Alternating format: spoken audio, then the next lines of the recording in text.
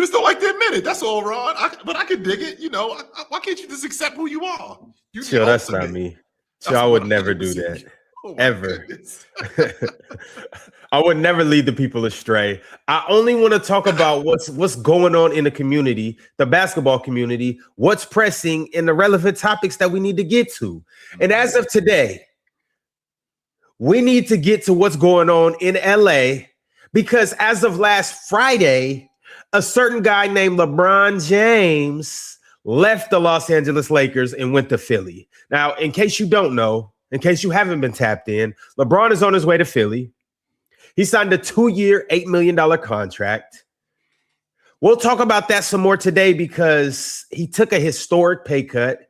We'll talk about what that means. But Philly's also making some other moves. They just signed KCP. So we'll talk about what that addition could look like for them. Outside of that, speaking of free agents, hello, Gifted.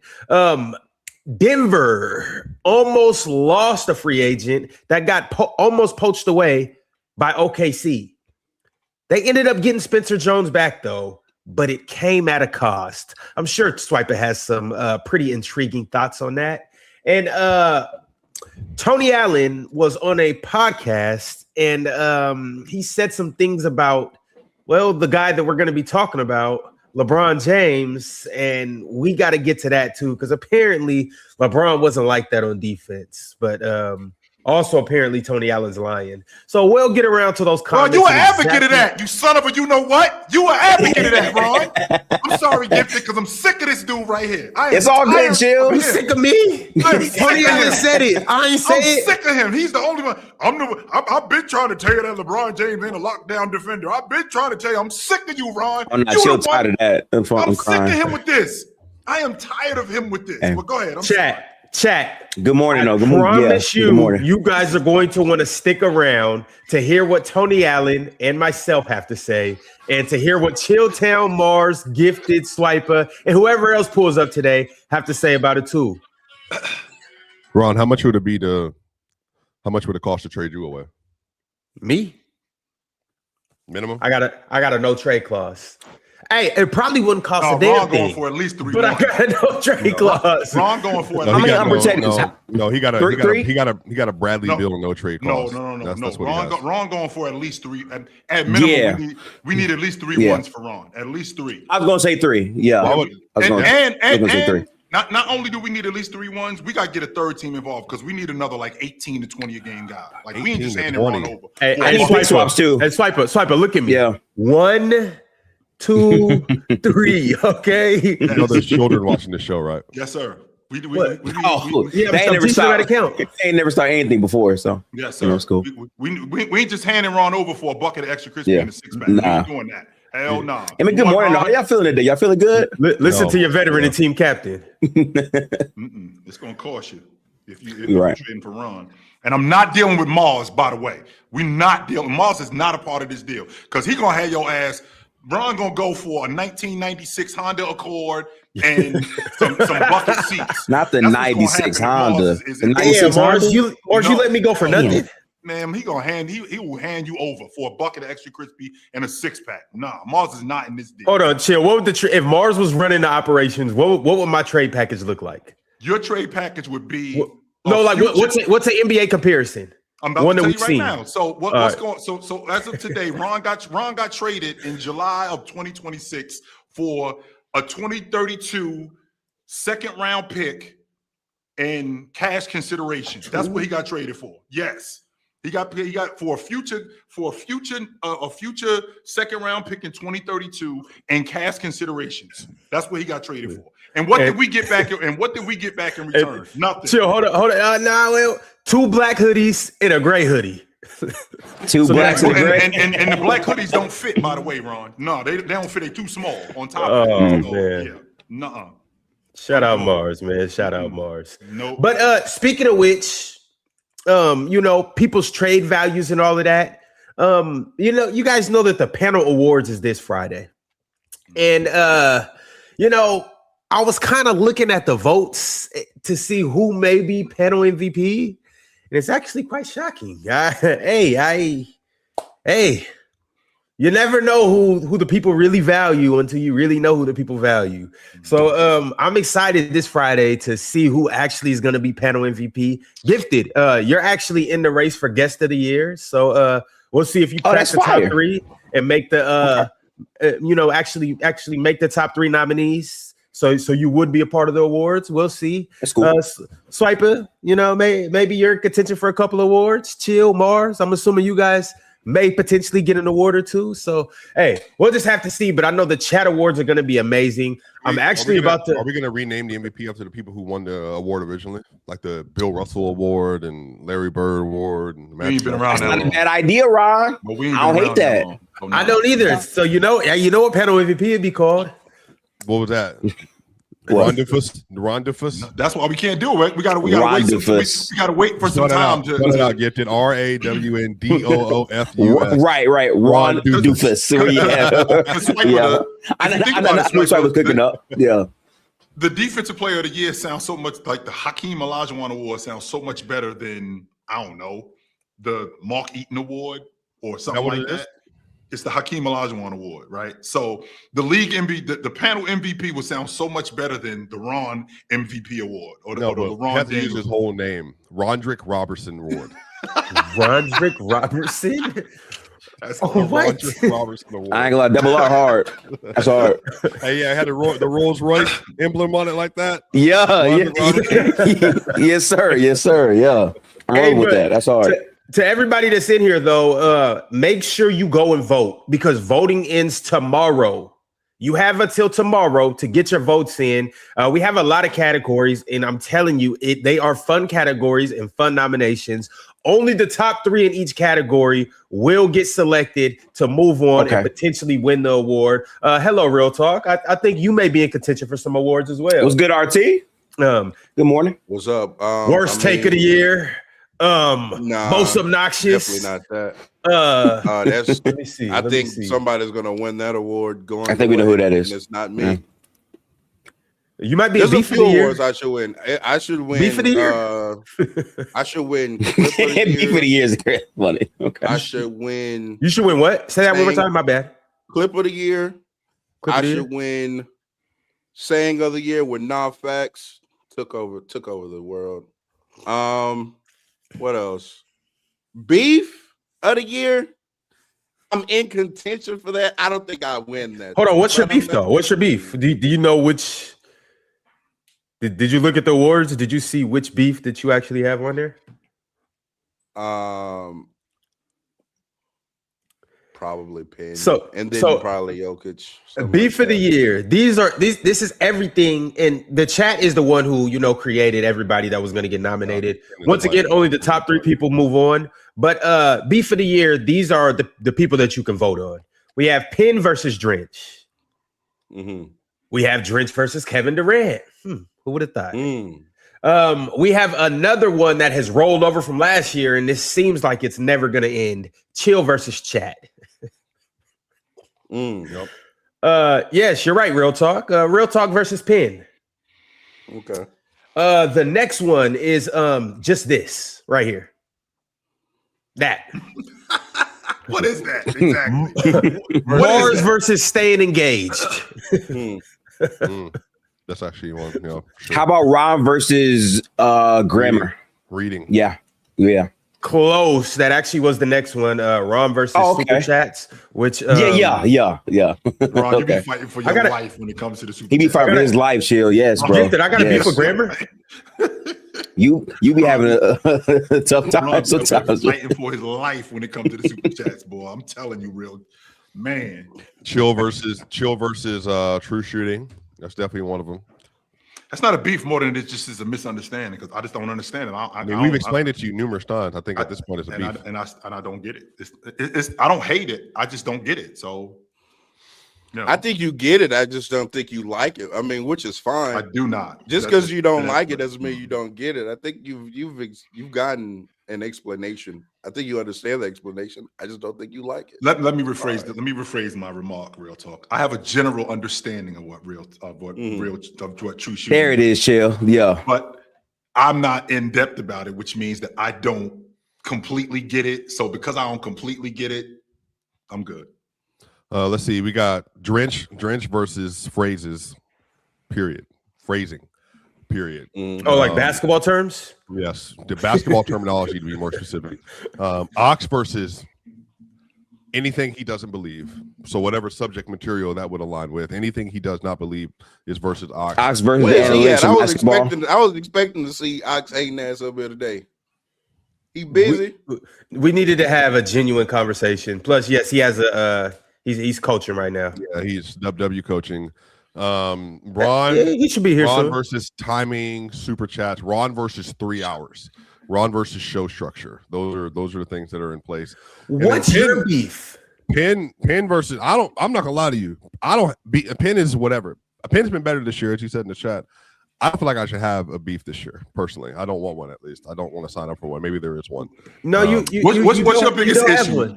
Swiper, what's your biggest issue? We know beef. Oh, no, I got one. What? Penn, it would be Swiper versus like changing the subject, probably. Derailing? Swiper versus well, depending on the day, Swiper versus condescension. That could be one. No, Swiper versus condescension. Don't you condescend a little bit? Yeah, but I'm cool with that. Like, because whatever, if you just bring his condescension, so whatever. Okay. I got some individuals in the chat. Gawkers versus the people they tap in with every day. So there's the individual Gawkers versus chill, Gawkers versus real talk in particular, Gawkers versus me, but really is real talk. And real talk has the, you have the people that you're like, you stay off my meat, as you like to say in the chat. Or stay off my stick or something like that, or whatever you use. My shaft. Yeah, PC you say that. You say that. that. Swiper versus MAGA. Yes, that's real life though. That's not a. That's real though. yeah, that's real life. That's ultimate beef. Swiper versus bootlickers. That's one of them. How about Mars versus Chill? Because every time like Mars is sitting right over there in the weeds, and as soon as I say something, Mars like hops out like one of the Power Rangers with the sword. Like, here we go. Like Mars is ready to slice and dice me. So let's not act like there's not some real. I'll be peeping that too, OG. I peeped that a long time ago. I'm just Mars is sitting here like this. Mm-hmm. Let Chill say something he don't like. All of a sudden, this nigga. What? Hey, real talk. The wrestling one where they rip their teeth. Like you hear a bottle break in the background. Hey, a sleepy one Chill. Mars come running to the ring. That's Mars. A sleepy one Chill is Drago versus you. That's a sleepy one. That's a Drago feels like he got some stuff that he wants to get off his chest that he want to bring up to you, but he never comes up to do it consistently. He just does it in the chat. Frank versus coherent discussions. I think it's one of them. Speaking of Frank, he went at Chill and it almost went off the rocker. I saw him last Thursday. He tried to start some beef with me, and I was like, I'm chilling, brother. But Mad Max. I don't like what Chill did to Mad Max last week or 2 weeks ago, whatever that was. That was uncalled for. Chill has you blocked him. Chill, you have people that actually don't like you that I think you should block, which is Mike and whoever else that fits in that category. Swiper. But the three people you just mentioned, Mad Max, Frank C, and Mike are all in contention for Goofy of the Year. Yeah, they're all. That's actually hilarious. Okay. Yeah, who would have thought? Who would have thought? Yeah. But Mad Max. I'm not gonna lie. Give me Chill versus bands. Oh, okay. Yeah, that's okay. Hall of Fame. I didn't know that. To be honest with you, I'm all for that. I want. In the words of real talk, give me Chill versus bands. I want all of that. You know. In the words of bands. Real talk, I want all of that smoke. I don't want some big Ox. How about this? Big Ox versus my name. Keep my name out your mouth, child. Go back to coaching. So Big Ox constantly on my name. That's one of them. But Chill. You absolutely you banned Mad Max a couple weeks ago. No way you gonna take that out. That wasn't called for. But you need to ban Frank and you need to ban Mike every time you see him, Chill. Okay, every single time you see him. Okay, first and foremost, he got silenced for like 5 minutes. That's it. That's number one. Number two, unjustifiably. Okay. Be clear about one thing. I don't have a problem with you disagreeing with me. Swiper, everything that come out of my mouth ain't wrong. Everything that come out of my mouth don't need to be challenged. Not everything. Like that's not why we I here. feel the same thing about Denver. You see how real talk they treat me. Every fucking thing that I say, no. Well, wait a minute, no. Well, wait a minute, chill. Well, wait a minute. Every fucking thing that I say, yo, LeBron James wears number 23. Well, he only wears number 23 because shut the fuck up. He wears 23. They just trying to keep you short. He wore 6 when he went to this team. Yeah. Damn. I they just keep you on your toes. Chill. That's a blessing. Chill. This is why. No, K-Dot. First off, K-Dot, you stay out of this. K-Dot's cool, but he be coming up here trying to be Mr. Deflection all the time. Like, well, these people aren't that bad. Watch out. Go sit down, K-Dot. No, not gonna lie. So I bring up deflection is interesting, but look at Frank right now. Look at Frank right now talking about Chill is not worth his time. Chill, but everywhere you go, Frank is there. He a shadow. TikTok, Instagram, YouTube, the store, the spa, the tanning salon, the gym. Frank follows you everywhere you go, but you ain't worth his time, Chill. How you feel about that? Okay, first of all, real talk. I don't go to the tanning salon. This is factory install right here, ladies and gentlemen. I don't need that. Shouts. I do not need to do that. That's number one. Number two, if he is following me anywhere, I don't know it because I don't pay attention to that type of stuff. I'm straight. I do not. OG, I saw you were just in Germany. Yes, sir. It was in Austria. Actually. Oh wow, that's fire, Chill. Great view. Looked like you had a great view wherever yes, you were. Just expanding my cultural knowledge, just seeing how everybody else is living. Because we have a tendency that when we in a certain space, we think that everybody think that our space is the only space. Nah, it's people that don't care about basketball. They doing other stuff, and that's what I'm doing. I'm checking out what other people doing. Like, how you living? What's going on with you guys? And Germany is a beautiful country. We got beautiful people, and the atmosphere is great. The atmosphere is great. Austria is great. So I'm on my European thing right now. Yes, I'm getting my passport stamped, which they don't do any longer. Just so you guys know. Well, are you in? Oh yeah. Where to next? What part of Europe are you going to next? I'm actually next. I'm going home. I've been here for a little while. You're not pulling up on Buddy to the left of you, or to the right if you're looking at the screen. No, I'm not. Not first of all, Ron. I don't know if you know this, but this Dan and Chill's phase is killing me, bro. He was not rocking with that. Just so you know, Ron, London is not in Europe. You do know that, right, Ron? I mean, it's closer to home than it is. Okay. It's closer to you than it is to home. You have to pass him to get back home. I do have to do that, however. And, on top of that, I know London or England or the UK isn't considered Europe. Mm-hmm. But Mars and I have had a conversation. Europe, like, come on.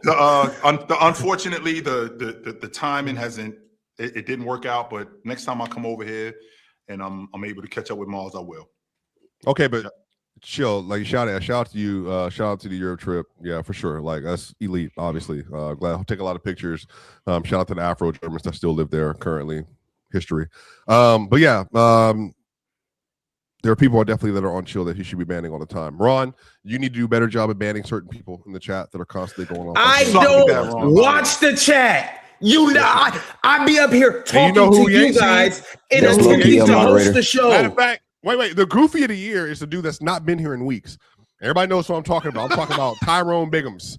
Tyrone Biggums hasn't been around in quite some time, and I'm glad he hasn't. Hope he stays away. Hope he doesn't come back. Hope he enjoys his time. I put a name on it. I hope his life is doing better. The fake black man that presents himself as black in the chat, Kareem. He hasn't been around. Kareem's a nominee too. No, Tyrone Biggums hasn't been here. So wait, so you saying you're not black for real? Swiper, let me run to you. Let me run by everybody that's in contention for Goofy of the Year. And since we're gonna do that, I'm also gonna run into people who are in contention for Iron Man Chat of the Year and Chat MVP. So let me just start with Chat MVP. So everybody that is in contention for Chat MVP, hold on, give me a second. Chat MVP, we have Tupac Westside. Shout out my man Tupac actually may be the reason that we're talking about what we're talking about today, which we'll get to in a second, why the Lakers are cooked without LeBron James. We'll get there in a second. We'll be where you guys want us to be here in a second. Right? Real talk. But Tupac Westside, Chat MVP, he's in contention. Cultured Bandit. Yep, another great one. Shout out my man Cultured Bandit. Z07. Yep. Shout out to Z07. Hey, and my dog Z07, yeah. Z07 likes to start him in the chat. Whoa. Hey, Z07, you can't be great without haters. You can't be great without haters. Keep doing what you're doing. No, that is genuinely true. That's genuinely true. The irony. What's wrong with Zod? Just like Chill was saying about how some of these niggas, you can't even say nothing. He said it's raining outside. Well, don't let him get that bullshit off, Z07. That's Z07 with me. Z07. Stay your defensive stance on real talk. Hey, this is when I knew this was top-notch hate. Right?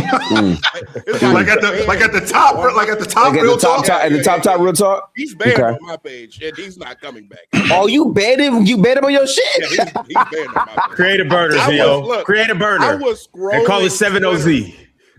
I was scrolling Twitter, and I think it was Eli had said something about me, or like quoted a space or something that he wanted me to come to.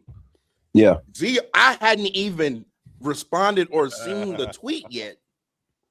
I check on X, you know what I'm saying, scroll through my phone, and here's Z07 replying to a tweet about me, and I'm not even there saying anything. I'm like, bro, so not only do you reply to everything I say, you reply to every tweet that's about me as well. This is crazy. Oh, so you saying he was wrong for that? You saying he's wrong for that real talk? Yeah, Z07 is just Mars burner account, but I mean, Mars burner allegations. Mars burner allegations. I'm watching it's called Yellowstone. It's a great show. They just hired some hitmen on Yellowstone to take somebody out. It's a great show, by the way, Chill. Damn. It's not a spoiler. It's not a spoiler at all. It's not a spoiler at all. Yellowstone's a crazy show. Chill. Yes, sir. I want you to know that Drench had hitmen sent out for Vision. We haven't seen Vision since the incident. We haven't seen Vision in over a year. Vision said that he loved Drench, and that was whatever. We haven't seen Vision in a year. Vision Gang was on his or her or they's way to chat MVP. Yep. Okay. Vision Gang was on their way. But I got to shout out Z07 though, because once again, Z07's rise to stardom in the chat is unprecedented. It needs to be studied. You guys need to copy his game and study his game and just take notes. And last but not least, Chat MVP. Shout out to Cheese. Cheese is in contention for Chat MVP. Every take, Cheese. And you'll be liked in the chat. Ooh, this is new game. Though. I ain't gonna lie. Shout out Drink More Water. Shout out D9. Sit there, bounce on Mars 24/7 like Z07, and niggas are like you in the chat. I mean, it is what it is. Salute. Mm-hmm. But yeah, I think shout out to Z07 and shout out to Cheese. Cheese should be maybe unanimous. Chat MVP. I mean, he's given. Tupac Westside come with it. Ron, if you had done your job, you would know exactly how many memberships he's handed out. Do you know how many he's handed out in his career, in his lifetime? That's a great point, though. I don't know lifetime, but I know as of July 27th, 20 of them got passed out like hotcakes. Shout out my man Cheese. Cheese don't fuck around. Cheese, yeah. Hey, if you are voting today, sorry Tupac, sorry Z07, sorry Cultured. If you're voting today, you probably should consider Cheese heavily because he just gifted 20 Players' Choice MVPs. Is there a link to vote? Yeah, the link is pinned at the top of the chat. Okay, word. Chat, y'all vote matters. Keep that in mind. Like your vote. But if according to Ox, your vote doesn't vote matter, matters. don't vote, by the way. I just want you to know that. Well, according to Ox, your vote doesn't matter. Do not use your right to vote because it doesn't matter. If you're a real man, you don't need to vote anyway. If you're a real man, you don't need to vote anyway. You control your own. Where's Ox at? Matter of fact, Ox need to be up here. I know. I really do wish he was up here. Everybody's tired of Ox. Yeah. Everyone's tired of Ox. What are you doing? Where are you at? Yeah, he's coaching. All right. Yeah, swipe. I hate you in your name. I hate you in your name. You're such a non-thought, Ox. I haven't even thought about you since the last time I've seen you. I don't care. I know that's cap. To hate you. I know that's cap. I want my $6.99 back for that mimosa I bought you at brunch.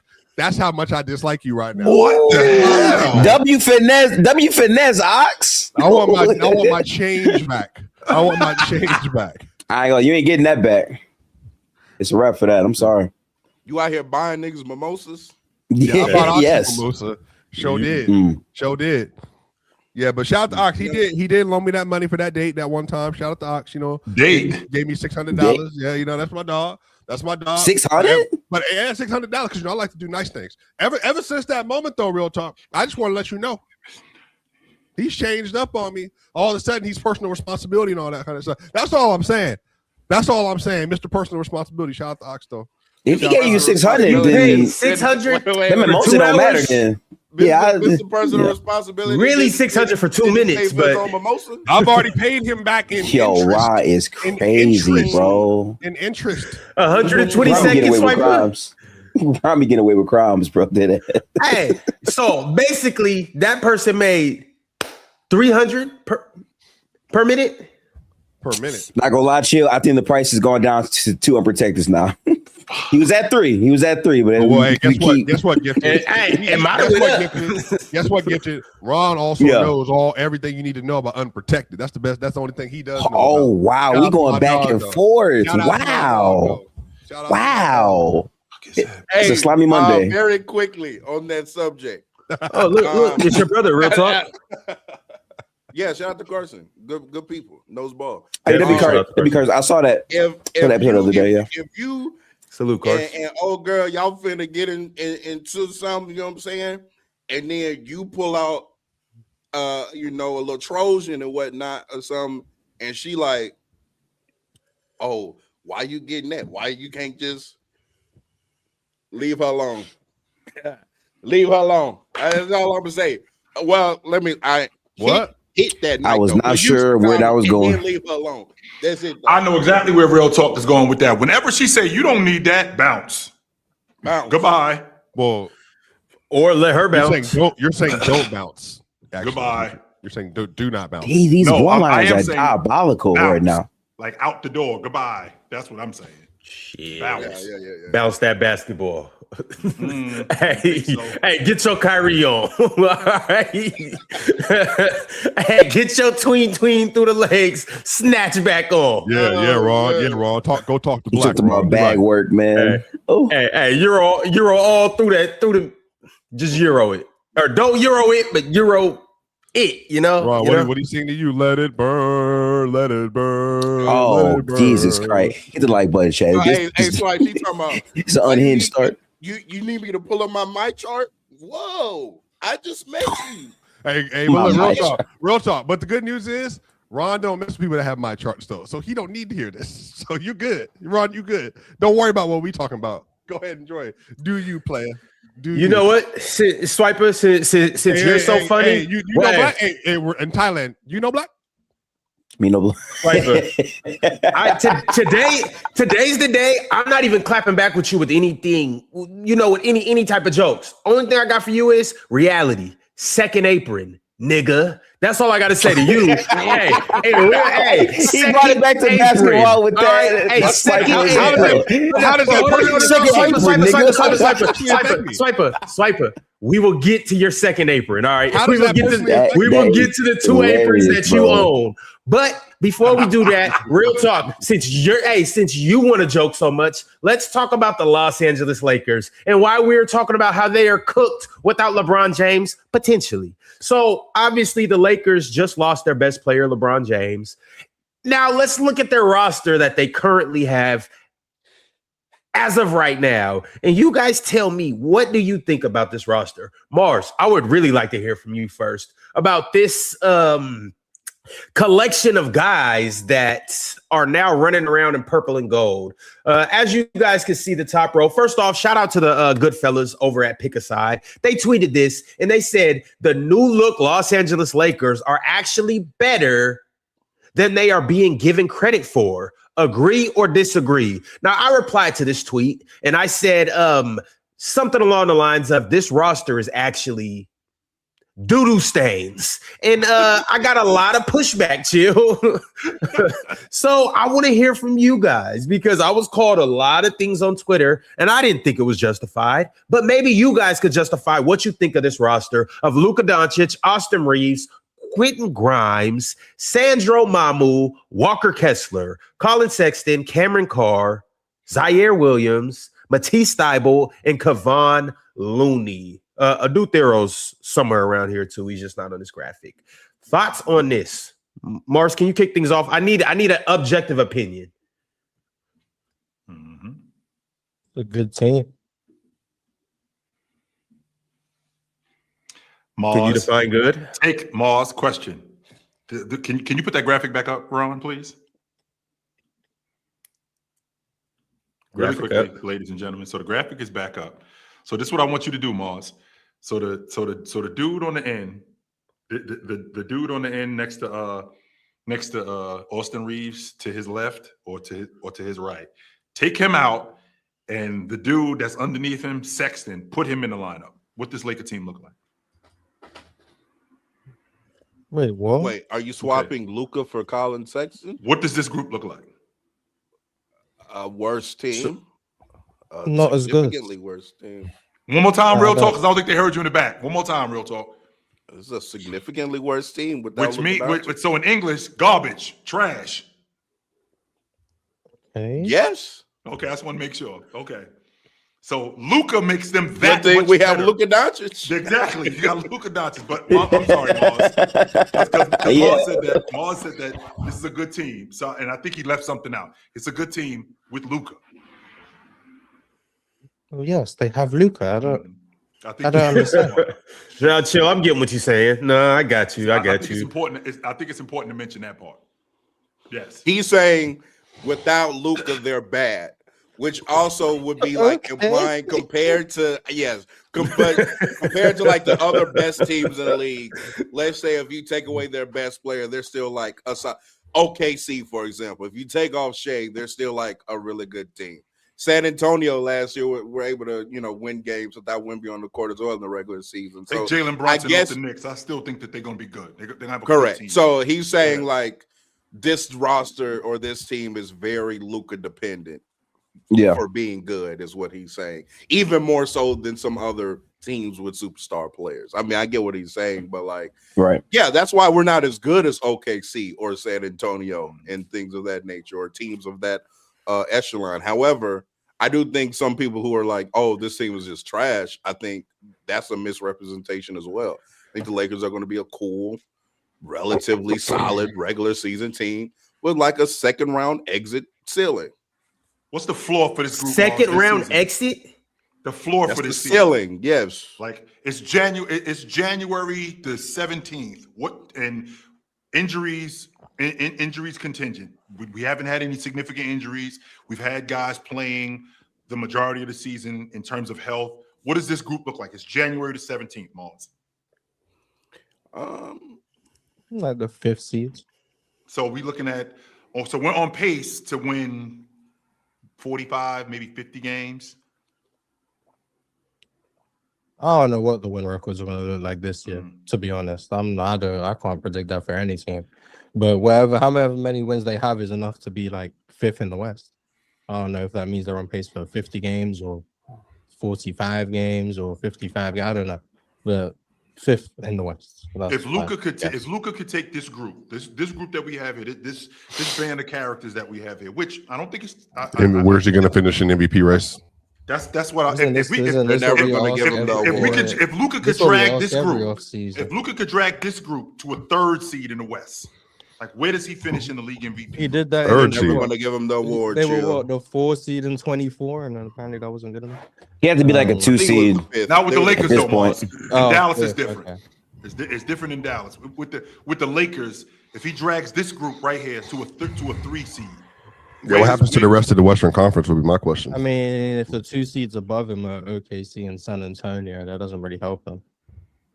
So unfortunately, Chill, he's playing in a time period in which you have Shea, who's stacking up great regular seasons on top of being on a really dominant team, and now you have Victor Wembanyama, who I think the Spurs are going to be a 60+ win team probably as well. So like he's playing in an era with excellent players who also in combination have excellent teams. So then the winning is going to be taken into account. And I just don't know if he's ever going to get the MVP award. He should have won. Y'all know where I'm at. He should have won it in 24. I will repeatedly say that over and over again. He was the best player in the regular season in 24 for the totality of the season. Yes. And then last year, I don't know. He didn't get the credit that he deserved last year either. I agree. I don't with think that. he should have won it, but he definitely We finished fourth. slept on. You said what? He finished fourth last year. Last year, Yeah, he something finished like- fourth. something Yes, like that's that, correct. Yo, but real talk. My thing is like it goes without saying. We know Luka's gonna play at an MVP level. We could probably kind of assume he's gonna lead the league in scoring. Does everybody up here agree with that? That's possible. Yeah. Probably, I think he's gonna run away with that. I don't think it's gonna be We're the close. candidate. So like Shay's is a pretty Skim in good his- scorer. So Yeah, but That's I it. mean, Taylor. either one of them. Too far. Either way, either one of them. I don't know. I got Luka because once again, when you look at this I go Luka band, when you look at this band of role players that the Lakers have, this band of role players that they've thrown together, Luka's going to he's going to lead the league in shot attempts. He's going to lead the league in shot makes. He's going to lead the league in free throw attempts. He's going to lead the league in free throws made. He's going to lead the league in three-point attempts. 3-point attempts, exactly. That's really the separator in like volume between him and Shea, probably on the 82 game sample size. On top of the fact that Shea's team sometimes, I mean, the game is over by the third quarter, so like he doesn't get to score 40. He just gets to have the 32 and 3/4 and then sit down because they're up 25 already. So yeah, you know. But what I'm saying though is like Luka can average 36. To what avail is it gonna mean when he's out there with Quentin Grimes, Colin Sexton, Matisse Thybulle, and Mamu? Ron, if he Mamu's averages a really good 36, if he averages 36, 10, and 10, like he did last season, we averaged 34 or something like that. If he averages 36, 10, and 10 and drags this team to the 3 seed, it'll be hard to keep that league MVP away. No, chill. If he does that, he's getting the MVP. But what I'm trying to say is they are not going to be the 3rd seed. My thing is how can they're not going to be the 3rd seed. How can I mean, they could be though. Put this graphic on the C Gifted. This is what I'm saying. How can I put this graphic on the screen and you guys look at it, squint your eyes, rub your eyes, squint them again, and say that team can be the third seed? Okay, and Ron, completely hold on, wait, chill, wait, and completely disregard defense. But last Friday, when we were talking about the Philadelphia 76ers, that's all everybody was saying. Oh, defense. So you guys mean to tell me Walker Kessler is going to cover up for Austin Reeves, Quentin Grimes, Mamu, and Luka? Quentin Grimes isn't a player. No one said the Lakers going to win the championship. It's a regular season. It's a regular season thing, Ron. You're right. You still got to play a little defense to win regular season games. 50. So you mean they're going to win 50 regular season games with the worst defense in the West Coast? I mean, is it going to be? I don't know. I'm being a little hyperbolic, but defensive personnel for like 3 years, and that defense has never been bad. So never, it hasn't been bad. And on top of that, look on paper, but I mean, they've seemed to figure out. This might be the worst unit that they've had. But Ron, we got to take it's definitely no. It's definitely not the worst. No way in hell is the worst. Right. No. Last year was some of the worst defensive personnel I've ever seen. It was Marcus Smart and Prayers, and they managed to have a good defense for large portions of the season. What about in 23 or 21? Well, that was Dog and Ham. Yeah, so I'm talking about JJ Redick's era. Okay, well, they had the best defense in the league after the trade deadline in 23. But like they did that was largely due to Anthony Davis. Yes, that's largely due to Anthony Davis. But Ron, I mean, this is a group that's also going to use their offense for defense, and that's going to be largely due to Luka. So if you think about what Luka thrives with, Luka thrives with guys who space the floor. So Austin Reeves can space the floor. He can knock down an open shot. He can knock down the long ball. So can Quentin Grimes from time to time knock down the long ball. Then he's also really good when you got lob threats, guys that can dive to the basket and get the ball to the rim. Walker Kessler is one of those guys that can play in pick and dive and get to the rim. And I think that can be good for that can be good for their offense. Then you got rotation players like Colin Sexton that can give you that boost offensively off the bench. Colin Sexton is not, for all intents and purposes, a 25 a game guy. Colin Sexton is a legit 15 to 17 a game guy coming off your bench. He could give you that. Now, with that being said, good player. This is our best bench player since Austin stopped coming off the bench. There you go, right there. So with that being said, I think that the Lakers are going to use a lot of their offense for defense. And I think that one of the things that they're going to need more than anything, and I keep saying this, Ron, and I know that this sounds crazy to you, but rebounding is going to be huge for them. So Walker Kessler and Mamu are going to have to rebound at a high rate, because when they give up second chance opportunities, they're going to get destroyed, because defensively they're going to be scrambling all over the place. And I do not expect Luka to have any idea of how to adjust or how to pick up anybody. In fact, they're going to have to protect Luka in the same way that the Dallas Mavericks did. So, dude, with this group right here, I think that their offense is going to be more of their defense. Chill. I'm telling you guys, this team is Pampers. Pampers. I think they're going to win at least 48 games next year.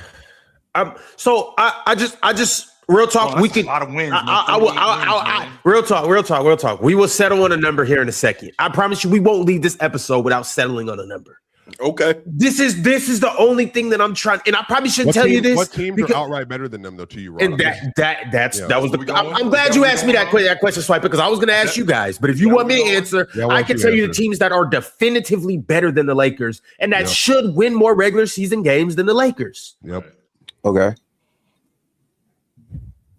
Can we get the obvious two out the way? I don't even have to mention Oklahoma City, San Antonio, KC. Yep. Mm-hmm. Denver better than them too. Okay. Second apron or not, they could be in the fourth apron. Denver still got it. Mm-hmm. Denver, Minnesota. Okay, the best backcourt in the West. Denver hype and big 2026. They've never won. Real talk. Jamal Murray and Jokic are better than that team, though. It could just be Jamal Murray and Jokic. They are better than that team. Yeah, that's your opinion. So you don't. So you think the Lakers are better than Denver? No. I'm saying about what you just said. Jokic and Murray is just better than the Lakers, even if they didn't have the supporting cast that they have, because they do have a good team. I mean, in all fairness, Denver does have a good team. They'll win at least 50 games again. Yeah, they'll do that. Hopefully, they can avoid Minnesota this time. You're getting Peyton Watson back for real. You want to talk about kryptonite? Real talk. Are they? You want to talk about kryptonite? Yes, absolutely, 100%. And chill. You know what's funny is that every time it's like, well, actually, this time against Minnesota, because we have the shooting to address this. And so now the new spin on it, chill. This is the new spin on why they can beat Minnesota.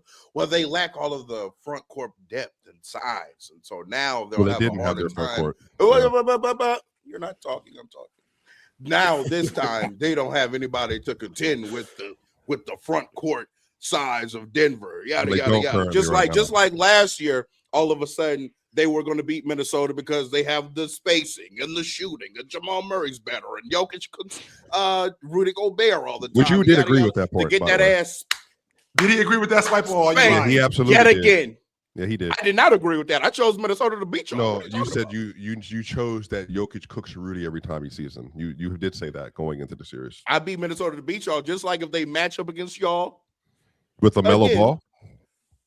With all of that being said, with everything that Denver was supposed to have, Minnesota had a knife and a fork because them dudes was food.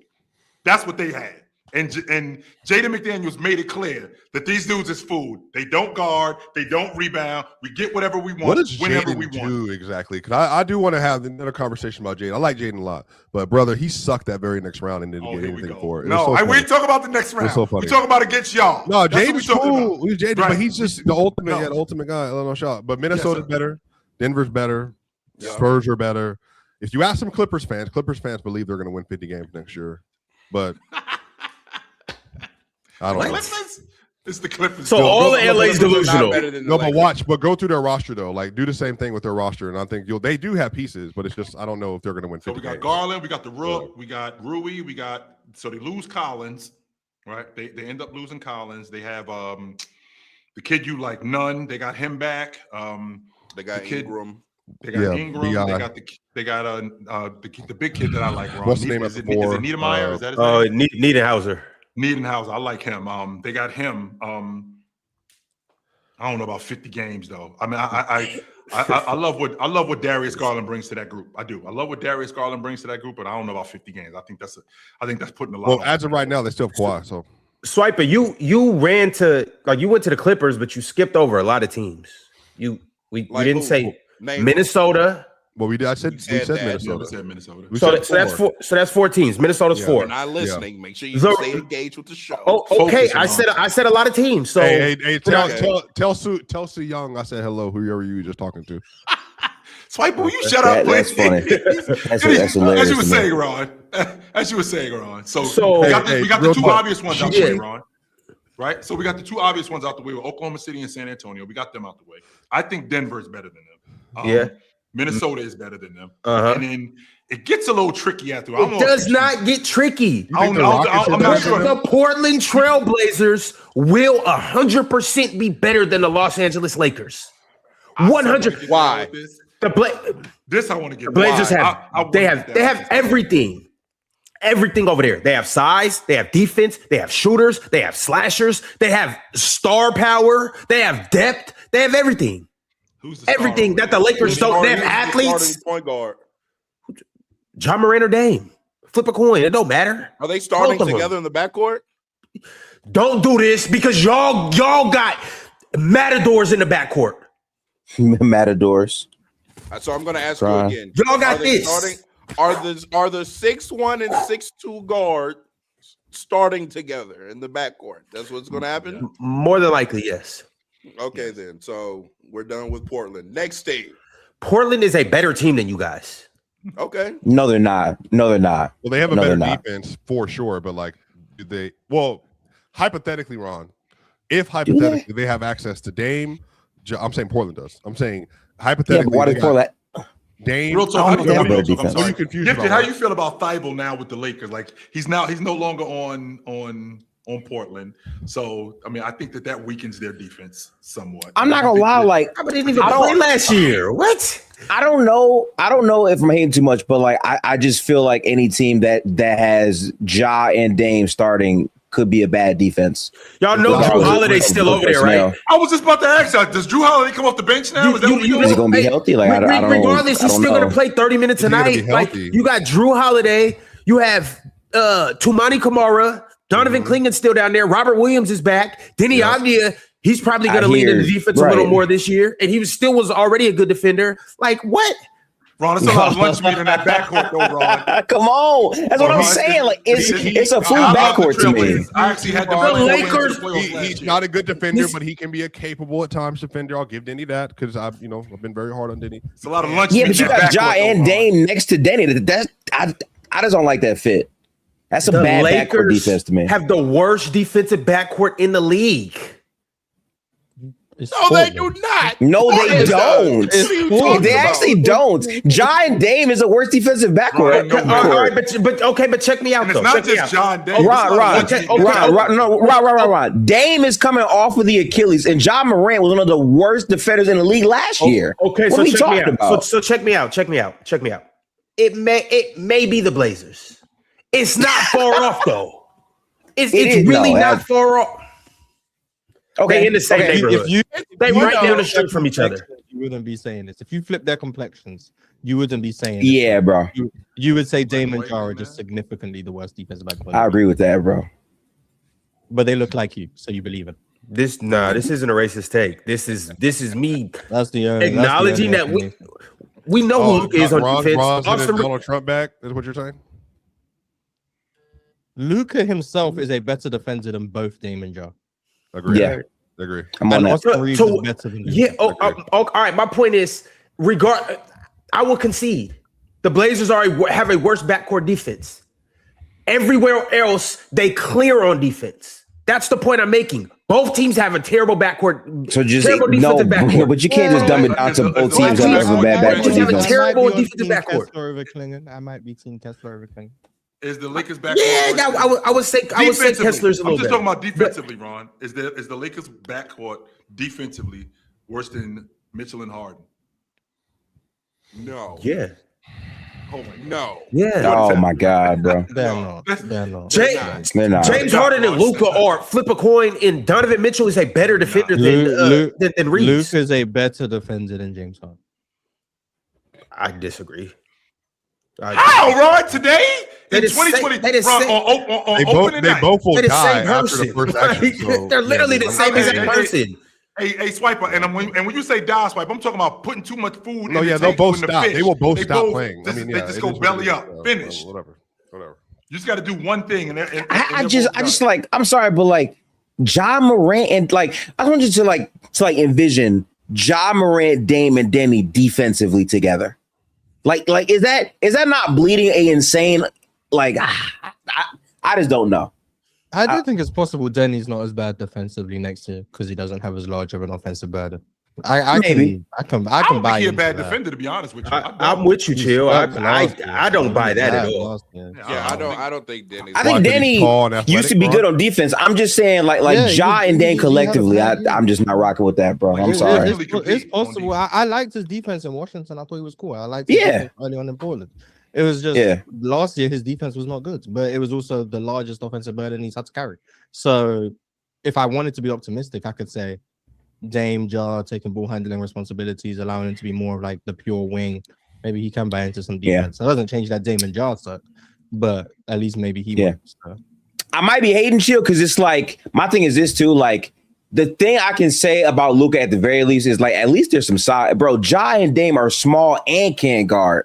Like I just can't. I can't get behind that. A lot of lunch meat over there. A lot. I can't get behind that, bro. We value rebounding up here as defense, so we can try to pass some people off as solid defenders. Luka rebounds. Luka does stop plays. Yes, he does. Luka stops plays. Luka will close a possession. Luka will stop plays. Luka gets steals. He gets steals.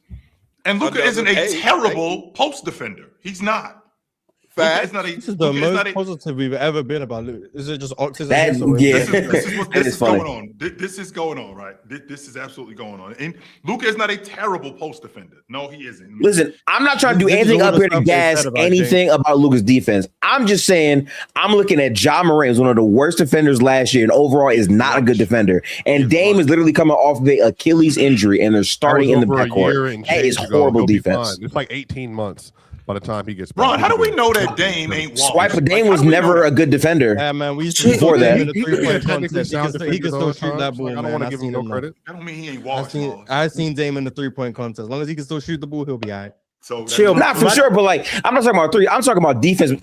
Dame has never been a good defender. Dame has always been a bad defender. Well, who's a more impactful defender? Is it going to be Donovan Clingan or is it going to be Walker Kessler? Though I guess. I mean, that's the question. I think Walker Kessler actually has a chance to be more impactful defensively. That's actually possible. Walker Kessler's defensive net swings next year are going to be DPOY worthy. Now, will he win it? No, but I think his impact. I don't think Numbers FC will be with him. Yeah. I don't know. I feel like when Walker Kessler's not on the court, you guys are just going to start switching everything, and then we're going to start calling it a gimmick defense or whatever. And it's going to get torched. And it's I actually don't think it is. I think it's going to lead to might hold up. Results. I mean, but have to like rebound and stuff. Okay, who's going to be protecting? That's where your GOAT 77 comes in. Who's going to be protecting the rim when he's not in the game? You're going to protect the rim by just collapsing your whole defense like you did in previous iterations. So we're going to gang. So we're going to gang rim. Yes, is what we're doing. You're going to. That can work in the regular season. So we're going to play and then defense. Spray. The let's leave guys open for late contested threes and their professionals defense. Yep. And in small enough samples, you might get the shooting variance on your side. Like I don't know, like I said to Ron, the Lakers haven't had good defensive personnel in JJ Redick's tenure. Outside of like AD. Yeah, I kind of like he's still been fine.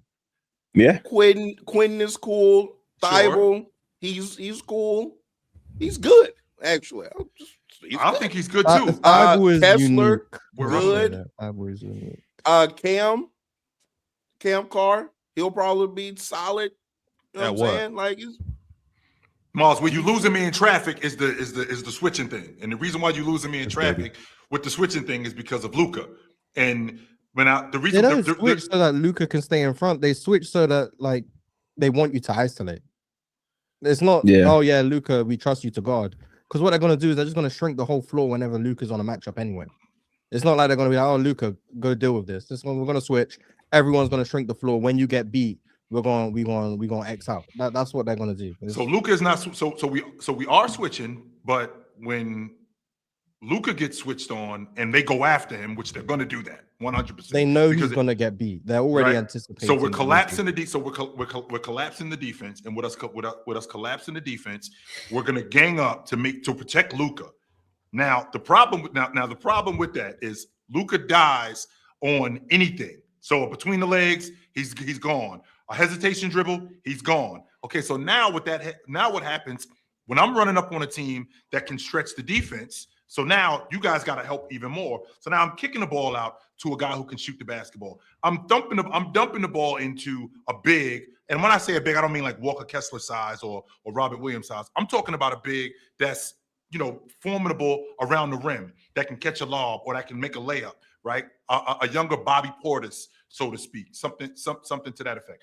That's going to be a problem moving forward with Luka, because even though we're going to use our offense for defense, when we go to this small ball lineup, we got to have guys to protect Luka, but we also need Luka to compete on defense without dying, and he's not going to do that. So that's going to be a huge problem for us moving forward.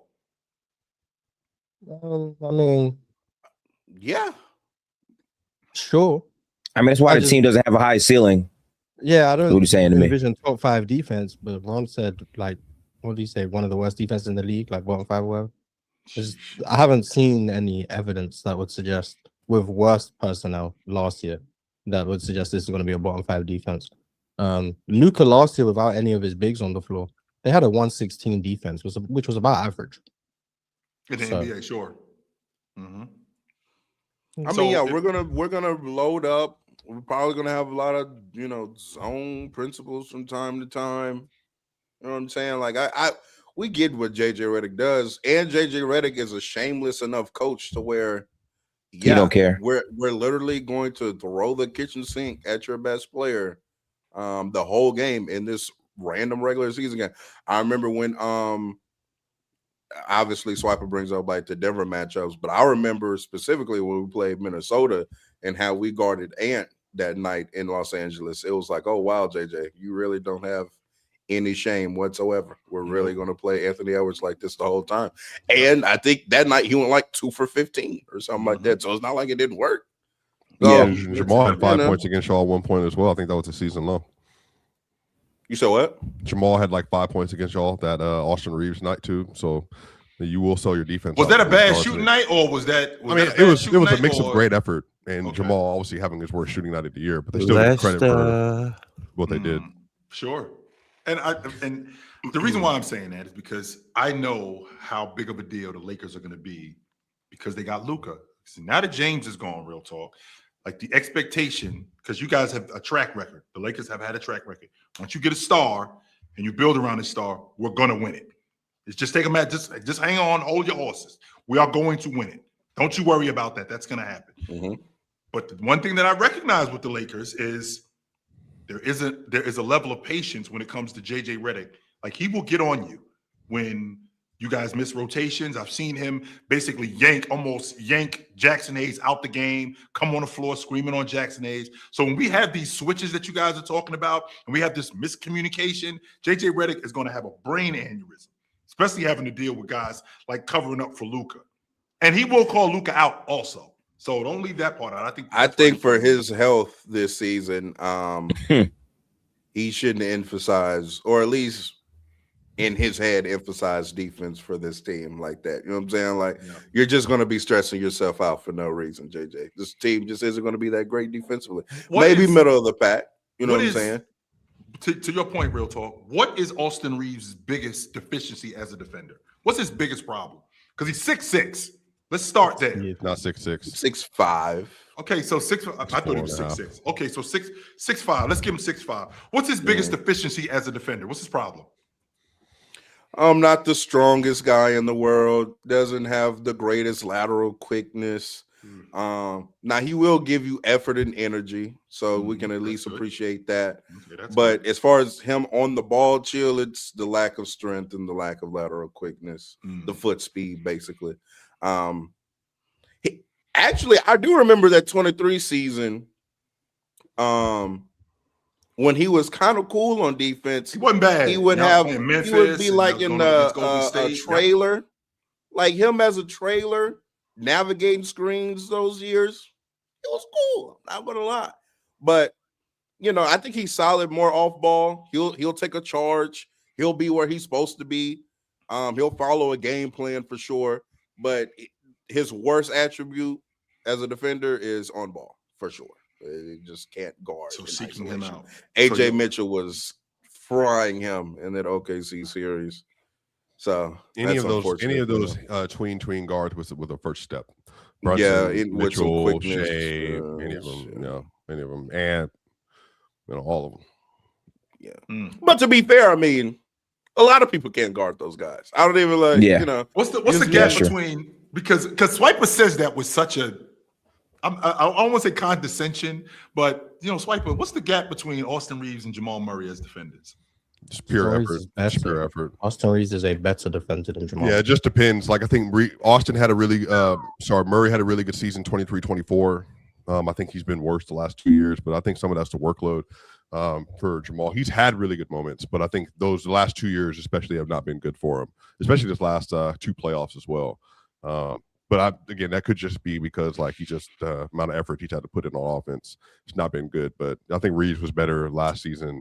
But Reeves is in a different role than Jamal too, so I think some of this is contingent on that as well. But they're both 6'4" and a half, 6'5", so it's just I don't know. Yeah. So the role that Jamal Murray is in, which is the primary ball handler, and he basically played 75 games last year, and then without Jokic for a lot of it too, or a good bit of it, and I think no other ball handler on the roster. I think that affected him long term over the course of the season, and I think that's one of the issues that Denver ran into, that they're still going to run into right now unless they fix up.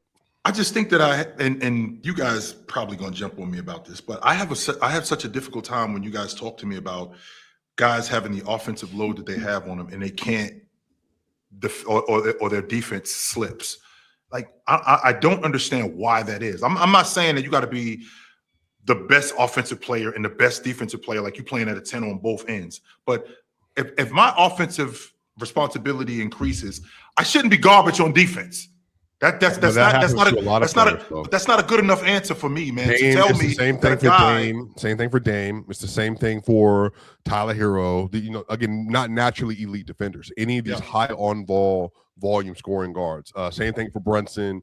It will be the case for Dylan Harper at some point. He'll not be the defender he is now if he doesn't have somebody next to him that can take a lot of that. Say Castle's not there. But he should never be a bad defender, though. But you can have seasons where you are bad though, even if you're like a more traditional athlete or whatever in those spaces. I think bad versus slightly scaled down is a little different.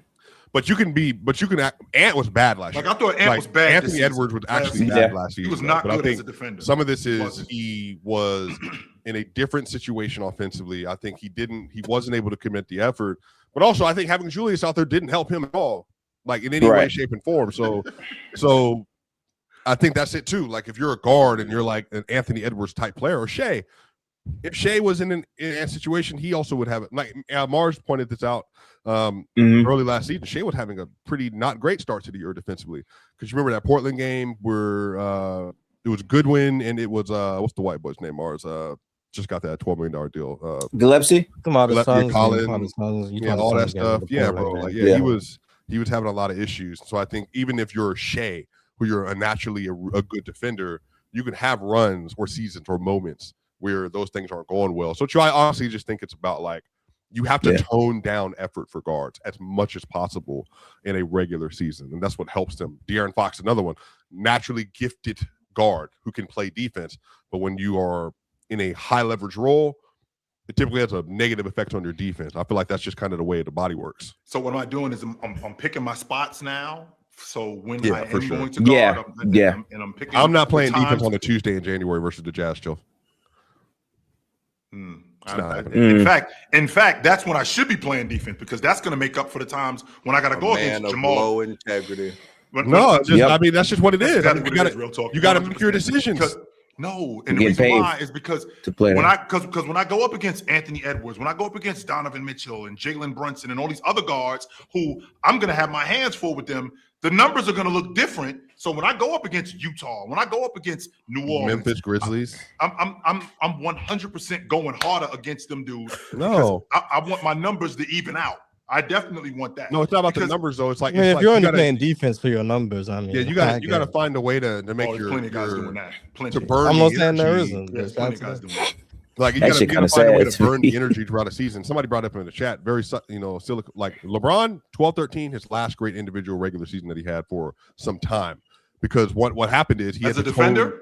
Yes, 100%. He toned down the amount of energy. He was a good defender. That no, okay, I'm not going to lie about this. 2014, he wasn't the same level of defender. 2015, he wasn't the same level of defender. 2017, he came top 5 in DPOY though. So right, yeah, sure, great, cool. But like, I think some of this is like you also. I'm not saying he was bad. I also hear that. I'm not saying he's a bad defender. I'm saying LeBron He was also top 5 in DPOY vote in 2017. You didn't know that? Yeah, him and him, Roberson, Rudy, Draymond. Great season. And I guess I hope Kawhi. That's a hilarious line of individuals. Let me just get the correct. Yeah, we were Kawhi in 2018, 2019. Yeah, Kawhi probably. He was tied for defensive player of the year in 2017. I think he was tied for 5th that year. Yeah. But anyway, back to what you were saying, Swiper, about that level of defender. Yeah, I get that. I get the part about not being able. Hey, Robert Covington, fourth. Draymond, Rudy, Kawhi, Robert Covington, LeBron, Roberson, Whiteside tied for 5th. Yeah. Mm-hmm. So with that being said, I do. Is it because Swiper, the guard play is just so elite? Because I have a difficult time with that, and the reason why I have a difficult time with that is because as an offensive player, especially as an elite guard in the league, as a bucket getter, I can pick and choose when I can turn my offense on. I can pick and choose when I can get busy, like when we got rotation guys in, or I knock down an open shot, and then I can get other guys involved. De'Aaron Fox has been one of the players that I've seen in the past who has been able to do stuff like that, where he's been chilling throughout the course of the game, and then he can get his offense going. I say that to say, when you have a guard. Hold on, chill. Everybody stand up. Oh, say, can you see? Big fella, what's up, big fella? Dawn's early light. Nah, Swipe, you got the wrong. Nah, that's not. Ox is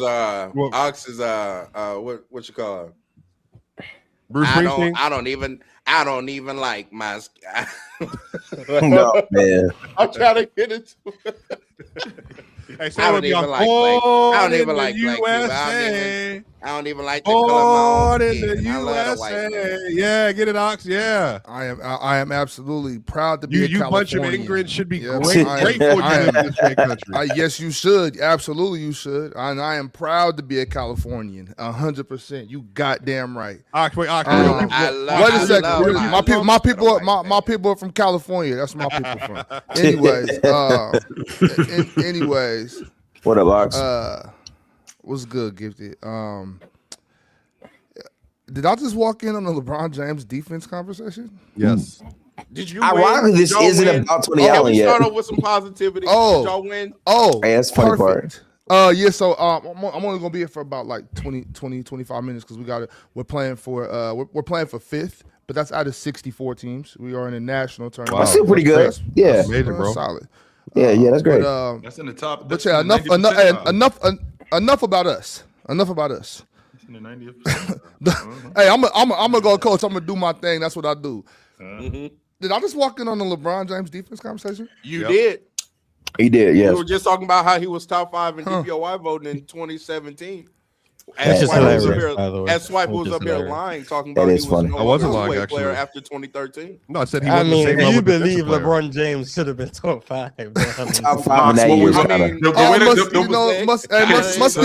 Must be easy to get defensive player of the year votes when you're LeBron James. So that's not what the conversation was about, Ox. The conversation was about being able to sacrifice your defense for offense, and you shouldn't have to do that as a. Well, Chill, you already know, Chill. I'm on your side with that. Like that.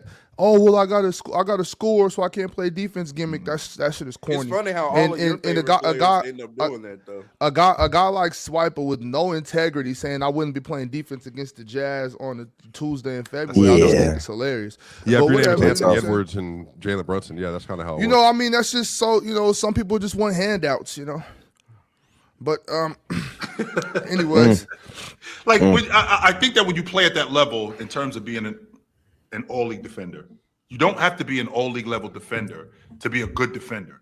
And I think that's the problem that we have a lot of times when it comes to these players in the league. Like, if you're not an all league defender, you garbage. Okay, wait a minute. No, that's just not true. And I think a lot of these players, yes, I do. De'Aaron Fox, for an example, Anthony Edwards. I think that those guys, when they are playing defense, they play at a high level defensively. But I don't think that Anthony Edwards is a player who his defense should fall off a cliff like it did last year. You are a much better defender than that, and I can appreciate the logic that you took on more of an offensive burden and you got to score more, but your defense should not be that bad. And I've actually was in the building in Miami watching him. He's chilling on defense. He doesn't know where his man is. He's late in rotations. He's not rebounding the basketball, which I don't expect you to rebound the basketball like that. But I also don't expect you to watch your man who's just running right by you and he goes and rebounds. You're not even trying to block out or anything like that. I say all of that to say, you as an offensive player, your defense should not suffer that much because you have more of a burden off. But like who? Well, the players we're naming though, Chill. Like again, Brunson, Reeves, Murray, all those players that are they're already not great defenders. Wouldn't it make more sense that if they have greater offensive responsibilities, that their defense would also suffer just from an energy standpoint? It would. These are world-class athletes, bro. But they're playing against even better athletes too. To be fair to Hawks, I'm talking about world-class athletes. If there's a difference between being fatigued and not competing, and being fatigued and competing. You can still compete. Like that's true though. And the thing about it is, like Chill said, I'm not talking about being a Tony Allen level defender. I don't expect that of you. But I do expect you to compete on defense when you're out there on defense. I don't expect you just to stand around. What do you think Ant's biggest issue was last year? Then? I mean, Austin Reeves competes. He's just not He was lazy a lot of times. He was lazy. Yeah, but see, that's another thing too, right there. Though we're talking, if you're just a bad defender, then you're just a bad defender, and like this. So that's my thing. If you're a bad defender, I can't give you he has to score the basketball. No, he sucks. He just sucks on defense. It has nothing to do with what's going on offense. He just sucks. Like that, it's not. As a coach, can I ask you a question? Sure. Would you rather have a guy who tries really hard, but they're just not a good defender? But they'll execute your scheme, whatever you want them to do, they'll do it to the best of their ability, but they're just not going to make much of an impact.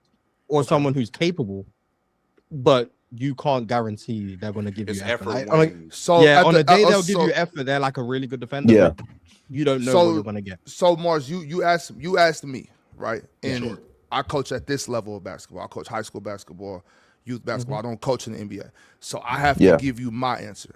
Sure. My answer is I want the player that's going to give me effort.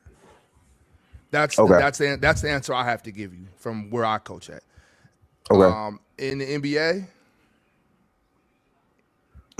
I just think it's a little bit different. Like, what else are you doing? Are you at least rebounding? Are you scoring? Because like for me, like are you getting chased down blocks? Jokic, right? You know what I'm saying? Jokic don't come off the court for me. If this is the NBA, he's not trolling. Chill. Oh man. But if this is the NBA, if this is the NBA, Jokic doesn't come off the floor. Like, he's not a good defender. He does try for the most part. I think Jokic, for the most part, gives effort on defense. Sometimes he doesn't. But Jokic is not coming off the floor for me unless it's like the end of the game situation and I have to do defensive substitutions. So to answer your question, Mars, I want the person who's the better basketball player. You know what I'm saying? Like, you're not going to be Tony Allen on defense because it's just not impossible. It's like there's not that many people that have ever been that good on defense. So, like at a higher level, you're saying you would have the more talented basketball player in the NBA, regardless of the wishy-washy effort. However, at your level, you want the effort. Yeah, and I mean in professional basketball, I gotta go with the better player. It's professional basketball. You know what I'm saying? Right. At this level, you know what I'm saying? Well, even like it depends though too. Like in certain tournaments, like right now we're at the national tournament in Chicago. So yeah. We're trying to win. Like you got to, the better player who's going to give me something got to play. But like, I want somebody that's going to do something. And if you're an Austin Reeves level defender, I can't accept. Oh, well, I got to score more. So that's why I'm not playing defense. Like, no, you just suck on defense, Austin. Like, so we're not giving Jamal Murray and Austin Reeves bail for not being good defenders. They're just not good defenders. But my thing is world class. I want somebody that's in shape. I want you to act like you're making millions of dollars. I want you during the offseason, I want you doing Russell Westbrook workouts.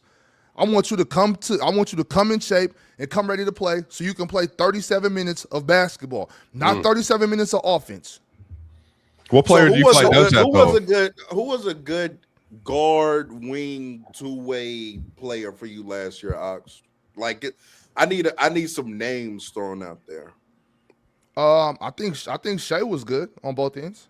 But we discussed Shea earlier. He had a bad start to the year for the first like 25. But that doesn't mean that he still wasn't good for majority of the season. We know you got your Shea hate off. Let's get not Shea hate, bro. So no fact. So then yes, it is. I mean, why does Shea hate to acknowledge something that was agreed upon? Let's get back to the list. Let's get back to the list. Yes. Also, yeah, Steph. Obviously, Steph. Cade is the best answer by far, Morris.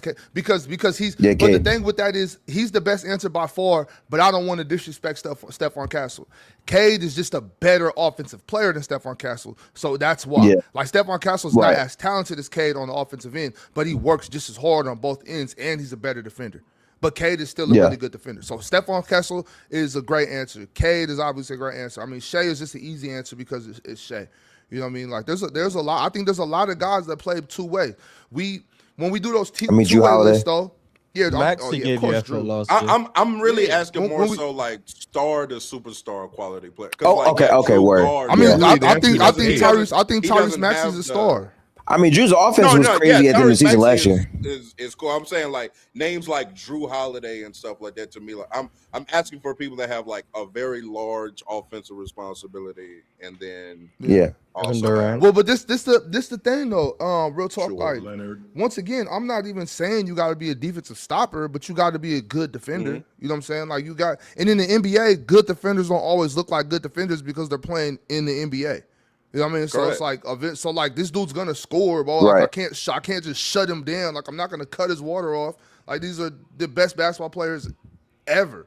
Like this, so no, he's gonna score the basketball, but I'm still playing good defense. I think there's a lot of defenders in the NBA that play good defense, but we think that they're not good defenders because the guy that they guarded just had 23. Like Jabari Smith. I just want I do. I want to ask you quick, right? So then, okay. By this logic, are we saying because LaMelo is on the Wolves now, Anthony Edwards should be a way better defender this season? Well, some of that's up to him, but it should conceptually help him to have. Okay. I think he spoke about that. He did actually. That he played. They're also missing Dante though. They're going to be missing Dante, and Dante is one of their better they will miss Dante defenders. Mars at the time he was talking to Taylor Rooks though, so grain of salt. Grain of salt. Who's talking to Taylor Rooks? You can't believe nothing he said. You can't believe nothing anybody says to Taylor Rooks, chill. Grain of salt, yeah. Cause chill. I mean, if I'm talking to Taylor Rooks, I'm like, oh shit, did I leave the window down to my Bugatti? Yeah. I'm be boys. Yeah. Did I turn the stove? I think the water's still running on all 8 of my bathrooms. I gotta get home. Yo, fellas. Hold on. I'm booking my jet to Turks right now. Excuse me, I'm a little busy. I can't find my mansion keys. Where they go? Where they go? I gotta make sure that Ron turns the stove off because of the shrimp. I don't want to burn the shrimp in the stove, so I gotta call my chef to make sure that he knows. He gonna burn it. Ron can't cook, too. Did you know that? What that got to do with anything? Ron, do you cook your? It got exposed. Damn. I just exposed it. Rock didn't even do nothing about this it. This nigga with the real anything. You give a sniff of daylight. Oh my god! I'm talking about anything. But fellas, while we're here though, and this is your fault, Ox, but while we're here talking about defense, LeBron has been brought up. This is the perfect time for me to go ahead and play this Tony Allen clip. Tony Allen, he was on a podcast. I think it's Grand City Media. Yeah. I know that's their YouTube channel. I don't know if that's their podcast. Shout out to them though. Also, it's a Grizzlies type post. Yes. Assuming Grind City Media. But this is what Tony Allen had to say about LeBron and his defense in particular.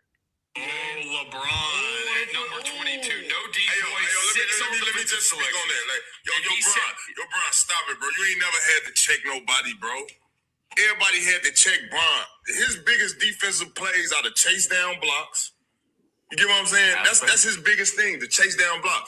But he was saying something like he could have got Mark Gasol award. He said that is his award. That's his award. He said Mark Gasol got my decoy. Cool. So let me pull a sheet up on something. Bro, every time Mark got the award, when Mark got that award, everybody that summer or everybody was asking me why I ain't get the award. Why I ain't get the award. Why I ain't get the award. Ain't nobody asked you that shit. One time. Ain't nobody asked you that shit. I wouldn't say that. I'm gonna say it. Ain't nobody asked you that shit. Get the fuck out of here. I think they are.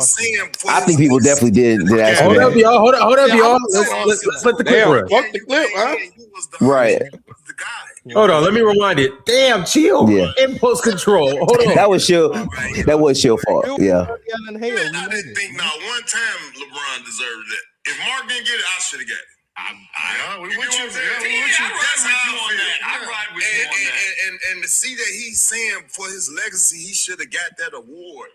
I'm saying to myself, bro, every game you came in, you was the hunted. You was the guy. You was a traffic cone. And all you did was a couple chase down blocks a game. Name somebody that he had to lock up and get the win. Hey, you can't even think about that because it was always somebody trying to stop him. I ain't had time to be stopping nobody. That quite confused me about that. I think a player with LeBron's ability, the athleticism, again, a freak we'd never seen before. I think 6 all defensive selections is so underwhelming. It's so hyped up. Career. It's so underwhelming. Because of them he should have 12 of them if he really cared about that. And that shit. I know somebody else that got 12 of them. But fellas. Oh, man. Fellas. Wait, Ron, before we get into this, I'm with you, Ron. Before we get into this, though, because it's Tony Allen is one thing, right? Tony Allen is one thing, and I think we can all agree that it was just egregious what Bleacher Report did. This isn't LeBron James' fault. Bleacher Report did this. It's already egregious to have him ahead of Tony Allen on defense. But Drew Holiday, Ron, y'all niggas take years off my life. No. Chill, you're doing this to yourself. Drew Holiday, put years on your life. I can't honestly believe that you dudes think that Tony Allen is a better defender than James. No, he is not. I mean, wait, hold on. Before we even get into the debate, hold on, real talk. Right now. Show of hands. He thinks Tony Allen's worse than Joe Dumas. So Or Alvin Robinson. Hold on, no. Show of hands. Who all thinks that Tony Allen? So, obviously, it's disrespectful to say Tony Allen's better than LeBron to someone who thinks Tony Allen is worse than Joe Dumas. Show of hands. Who all thinks that Tony Allen is a better defender than LeBron? Nobody has to raise their hand, Ron. The whole world thinks Tony Allen's a better defender than LeBron James. The whole world doesn't think that. So Chill, you're the only person up here that thinks LeBron is a better defender than Tony Allen.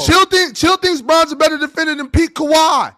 Yes, I do think that. He does think. Yes, you do think that. Hey, this is ridiculous. I'm not asking Chill. This is ridiculous. No, but Tony Allen, the only value he had on the floor, Chill, was being a defensive ace, and he played everywhere he went, regardless of what happened on offense. So at some level, Chill, if your value on championship teams and playoff teams is only on one side of the floor, yet you play in every single iteration of your career with every team, with the Celtics and with the Memphis Grizzlies in particular.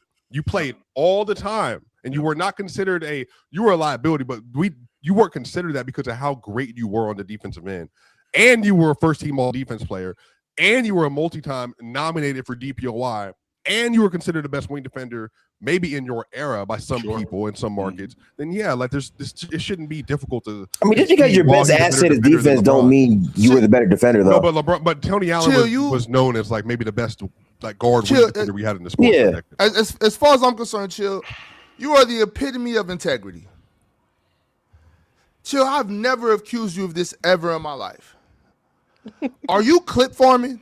I am not clip farming. No. And the reason why I'm not clip farming is because I am being honest with myself. You guys are sitting up here talking to me like y'all wasn't around during this time when James was considered the best offensive and defensive player in the game. He was never considered that.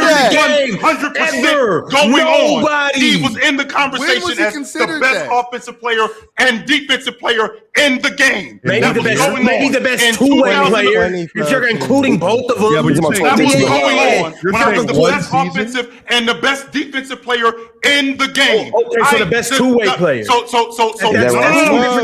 No. He is saying if we did a list of offensive players, LeBron would be number one. If we did a list of defensive players, defensive players would be number one. Me personally, there's only like two people ever who I think that statement is true for, and one of them is Will. Like I don't. Who's the other one? one? The best defender in the world. Kareem. It's not that 23. It might be Kareem. It might be Kareem early in the 70s. Those are like the only two on the top of my head. No, I don't think Jordan. Am I losing my mind? In 88, you don't think Jordan was 52? Wasn't the best defensive player in the league. Hakeem Olajuwon. All right. Fair enough. Show up. Hakeem Olajuwon want to know. You could say Hakeem when MJ when retired. MJ in retired. 94, But even then, I think the offense is kind of a question. I don't know if he was the best offensive player. Okay. But he's close enough where I could look at it and be like, maybe. So I would say Kareem and Will, and then maybe Hakeem. Those are the only three players, in my opinion. In your opinion, I would sure, even think to say were the Yes. best offensive and defensive players simultaneously. Sure. I don't think LeBron was ever the best defender in the league, person. But I think he was close. I think in 2009 he was top 3. I think in 2013 Brown was crazy on defense. He was top 5. I think he was a really good defender. So the guys in a really good defender. So the guys in 2013, I think that Dwight Howard was past. He still was awesome. That's Lakers, Dwight. But I think that he was past what I think he was past what he used to be. So I think that I feel like James during that time. So Serge Ibaka, James, and I'm thinking about awesome defensive players during that time. 11, 12, 13, 14. Tim Duncan was over, right? Wait a minute, chill. Now we acknowledge Tim Duncan's over.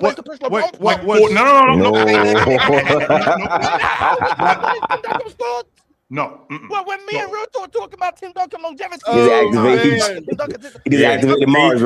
Tim Duncan. Come out the bushes and lump this fool, Mars, because he Wait, Mars.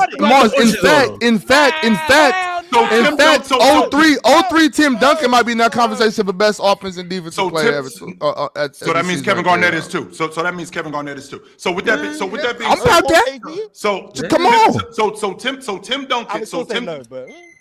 So Tim Duncan during that time, the level of defender that he was then, as opposed to the level of defender that he was. Yeah, I heard that too. Yeah. Are we just talking about 2013? Chill. Are we just talking about 2013? No, facts though. Facts, yeah. I'm talking about this. I'm talking about this stretch from 08-09 to 12-13. That 5-year stretch with LeBron James in the league for 5 years. No, I did not say that, Mars. Oh, sorry. So, and my bad. This is why we got the Chill vs. Mars beef thing. See, I just can't shut. Sorry. No, I didn't. I'm not saying. I'm not saying that, Mars. What I'm saying is that there was a time when we were having a conversation that LeBron James was the best offensive and defensive player in the game. We not the best weren't two-way having player. that conversation. Chilltown was talking to Jermaine in the mirror. It was Chill talking to Jermaine in the mirror with a bathrobe on. Nobody was having that conversation. If the panel existed 15 years ago, against Derrick Rose, nobody would be. We watched what James had done. We watched what James had done. See, remember what I said? Ron? That happened right there. I'm not just talking about Derrick Rose. Because you have that. And it is, you know what though? Because LeBron James does get disrespected, and I'm guilty of doing it because I said a couple months ago when we had that asinine conversation about Kawhi Leonard and LeBron James. LeBron James did much more than just chase down blocks. LeBron James was a very, very good terrific defender. LeBron James. I'm not even trying to say LeBron James wasn't a good defender. That's not what I'm saying. And when I said all he did was chase down blocks, obviously I was just talking shit too. Like he did much more than just that. But my issue is when he gets in a Tony Allen conversation. That's my issue. He doesn't belong in Tony Allen, Drew Holiday, Kawhi Leonard conversations. He does not because he's much worse than that. The reason why is because he's better than those guys. James, his anticipatory skills. You're about to piss me off. Wait. Let me ask y'all a question. I want Chill to like, because is he a top 10 defender ever to you, LeBron? Is he better than Draymond? He would have to be, because you're saying he's better than Tony Allen. You think he's better than peak Kawhi Leonard defensively? So to me, Dwight Howard too. This nigga was in the league with Dwight at that time. Do you think that LeBron James is one of the 10 best defensive players of all time? I don't think he's one of the 10 best defenders of all time. Just like I don't think Draymond is one of the 10 best defenders of all time. Just like I don't think that Kawhi Leonard. You don't think Kawhi is the top 10 defender of all time? We need to hear Chills. Yeah, you said wait. You don't think Tim Duncan's a top 10 defender of all time, I did not say that Tim Duncan was not a top 10 defender of all time. But you said Kawhi was better. You said Bron was better than Tim Duncan on defense. When did I say that? 2013. Okay, so once again, because ladies and gentlemen at home, this is what these guys try to do. They try to spin things. I said 2013. Fight for his life right now. 2009 to 2013. I said, which is still not true, by the way. Yeah, hold on. Was he better in 2009 than Tim Duncan on defense? He wasn't better in 2013, Tim Duncan on defense. But wait, was he better in 2009? 2009, but Ron, but in the league right now, Chill, in 2013, you do realize. I guess what I'm asking you definitively about that season, Chill, you do realize that Apex Paul George also was in the league at that point. Do you think that season? You think that season he was better than Paul George? He was not a better defender than So, James. but I'm saying, but chill. You remember though, PG, that was before offensive PG took a sure. He was primarily a defender who could score. But that was all. 100%. But that was like all league might be best wing defender in the league level. Okay, that was might be best. That was might be. But what James was doing during that stretch, when I watched James as a defender, his ability to close out on the right side. You guys talk about chase down blocks. The reason why he was such a good chase down blocker, not just from one end of the floor to the other, also in the half court, he was doing that. The reason why he was such a good chase down blocker, because he had great recovery skills. That's a big deal when you are a defender. He had fantastic recovery skills. He wasn't just letting guys blow by him. This is during the time when guys did put the ball on the floor and get by guys. He had great recovery skills. So why was he recovering all the time if he wasn't letting guys blow by him? So if just like Kawhi Leonard. No, Drench said that. I didn't say that shit. Drench said that. Kawhi was keeping dudes right here.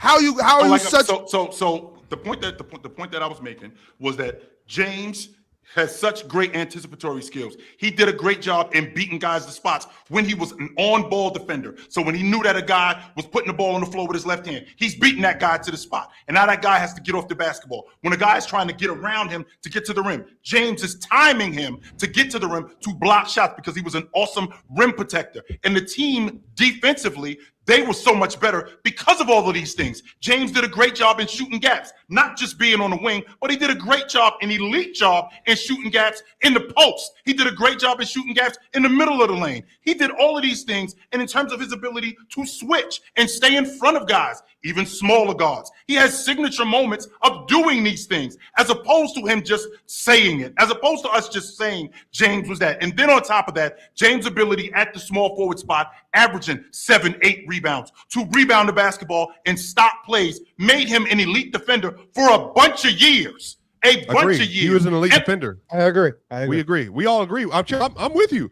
Elite defender. Him and Tony Allen. And since we're on the subject of Tony Allen, you're talking about, since we're on the subject, and please, Ron, I apologize if I sound disrespectful. Please, if I sound disrespectful, please don't tell me that he was hunted by everybody, because he damn sure wasn't hunted by you. The Memphis Grizzlies had one of the worst offenses. Yeah, I knew he was gonna get on that. Y'all definitely wasn't going after him.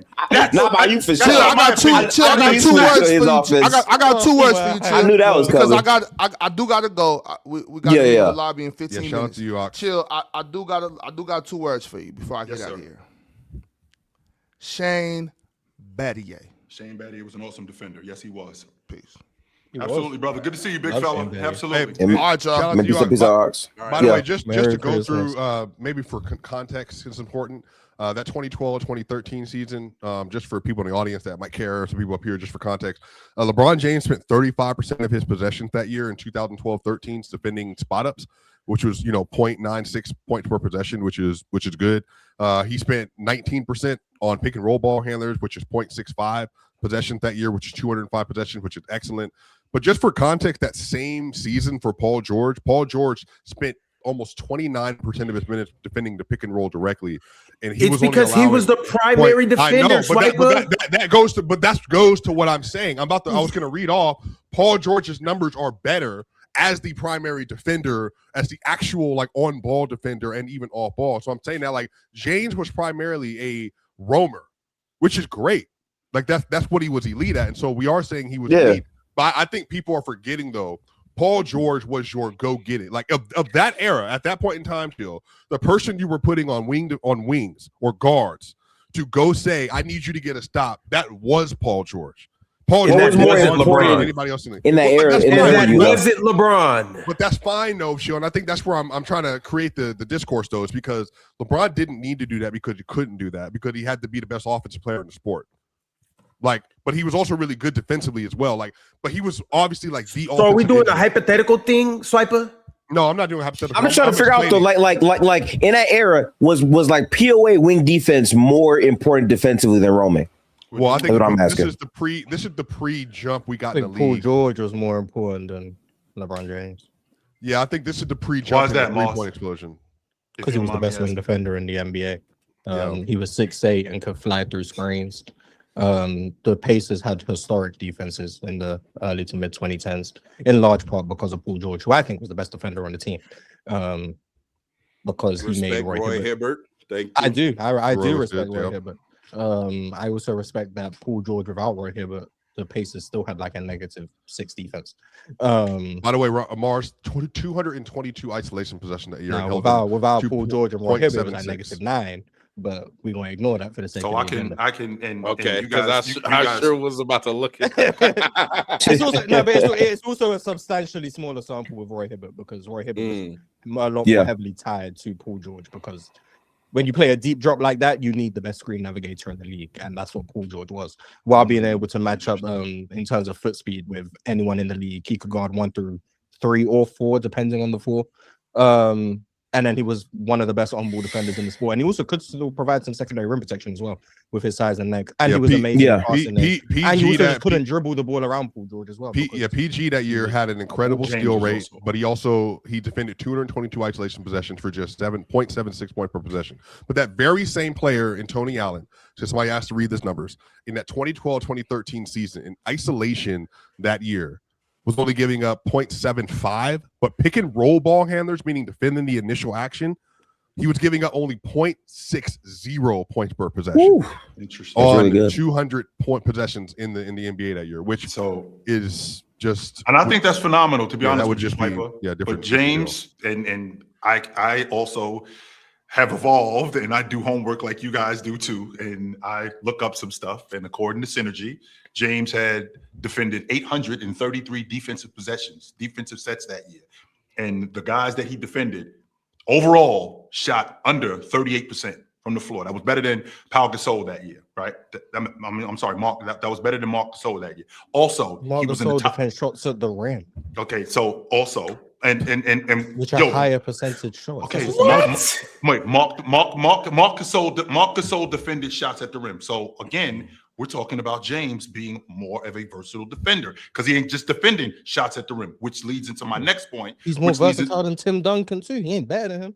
Which leads into my next point. We're just talking about Marc Gasol specifically because that's the year that we're talking about. So, which leads into my next point, which is that same season, James was in the top 3 in the league in pick and dive defense, and he was in. I think he was in the top 10 in the league in pick and dive defense. He was in the top 3 in the league in picking up the roll man in the league, and then he was. I think he won. I want to say top 8 in the league in screens in that space. With all of that being said, you couple that in with the defensive sets that he's defending. You couple that in with him being one of the best roll man, picking up the roll man defenders in the game, and you couple that also in with pick and roll defense. And I'm sorry, post up defense. When you couple that in, I got a guy who's doing all of these things while being a wing and also defending my matchup, also dealing with my matchup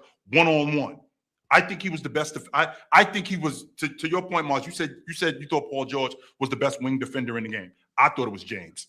Well, but Paul George defended 400 more possessions that year. And I think that James was. But what, Chill? But Mars, to that same point you just made, though, Chill. Paul George defended 400 more possessions and held players to a lower field goal percentage than LeBron did that year.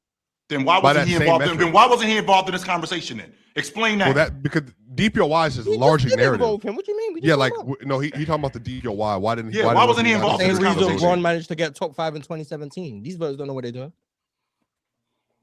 Yeah. I don't know about that. that. Guess what? Mars don't care about accolades. I prevail again. Like, this shit don't mean nothing. I'm meant to care about the award that had Paul George third in 2019. Yeah, Paul, he finished behind Larry when Sanders. He's in Indiana actually locking shit up. He not getting no love for his defense. Where was Indiana? Where was Indiana defensively that year? They were number 1 in the league. They were number 1. Yeah, they were the best defense in the league. In 2013? Yes, they were the best defense in the league. Let me tell you something. Since let's get to the bottom. Let me do this.